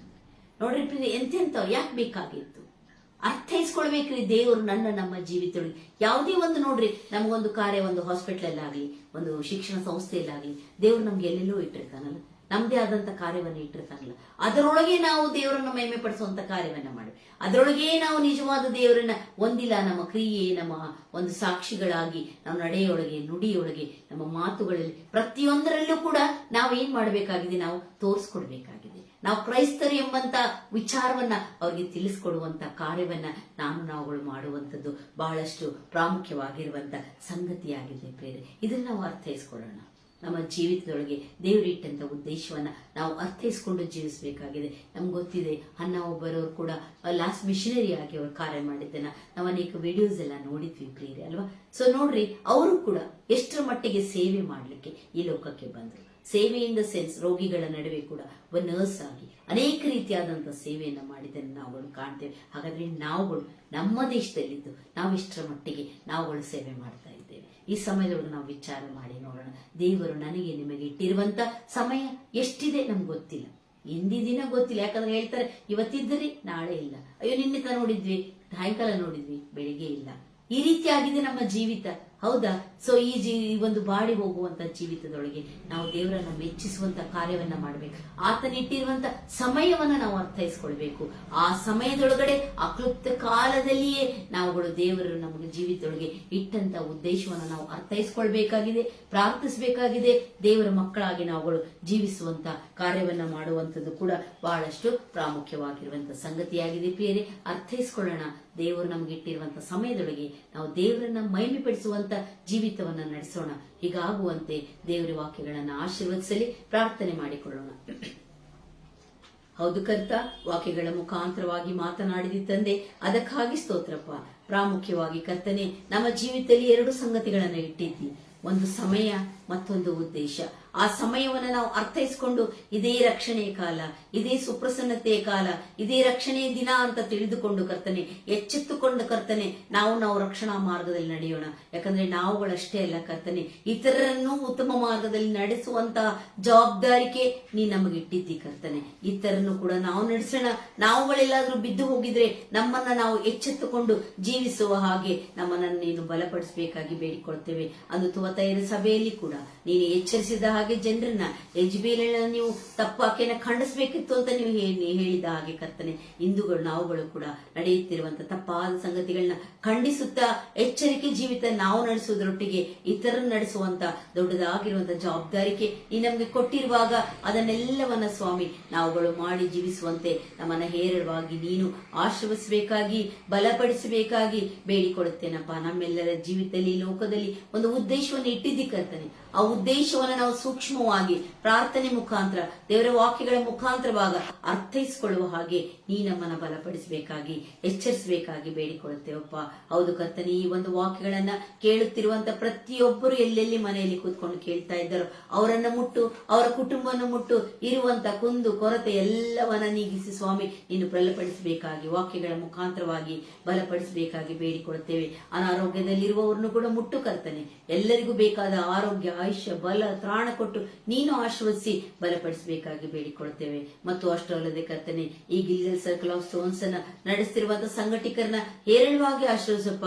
ಅವರು ಮಾಡುತ್ತಿರುವಂತಹ ಈ ಸೇವೆ ಸ್ವಾಮಿ ಅಮೋಘವಾದದ್ದಾಗಿದೆ, ನಮ್ಮ ಮಹಿಮೆ ಪಡಿಸುವಂತಹ ಸೇವೆಯಾಗಿದೆ. ಅನೇಕರಲ್ಲಿ ಇರುವಂತಹ ಈ ಒಂದು ವಾಕ್ಯಗಳು, ಅನೇಕರಲ್ಲಿ ನೀನು ಕೊಟ್ಟಂತ ತಲಾಂತಗಳನ್ನ ಅವರು ಸ್ವಾಮಿ ಜನರ ಮುಂದೆ ಸ್ವಾಮಿ ವಾಕ್ಯಗಳ ಮುಖಾಂತರವಾಗಿ ಜನರಿಗೆ ಹೇಳಿ ತಿಳಿಯಪಡಿಸುವಂತ ದೊಡ್ಡ ಕಾರ್ಯಗಳನ್ನ ಅವರು ಮಾಡ್ತಾ ಇದ್ದಾರೆ ಕರ್ತ. ಅವರ ಕುಟುಂಬಗಳನ್ನ, ಸಾರಾದೀಪ್ ಅವರು, ಕರಡಿಗುಡ್ಡವರು ಮತ್ತು ಅನೇಕರು ಆ ಸಂಘಟಕರಿದ್ದಾರೆ, ಅವರೆಲ್ಲ ಕುಟುಂಬವನ್ನ ಅವರನ್ನ ಆಶೀರ್ವದಿಸು, ಬಲಪಡಿಸಪ್ಪ. ನೀನು ಸ್ವಾಮಿ ಬರಬೇಕಾದಂತ ಪ್ರತಿಫಲವನ್ನ ಅವ್ರಿಗೆ ಕೊಟ್ಟು ನೀನು ಮಹಿಮೆ ಹೊಂದಬೇಕಾಗಿ ಕರ್ತನೇ, ಈ ಬಿನ್ನಹವನ್ನ ಇನ್ನೊಬ್ಬನೇ ಮಗನಾದ ಯೇಸು ಕ್ರಿಸ್ತನ ಮೂಲಕವಾಗಿ ಬೇಡಿಕೊಂಡು ಹೊಂದಿದ್ದೇವೆ ತಂದೆಯೇ, ಆಮೆನ್.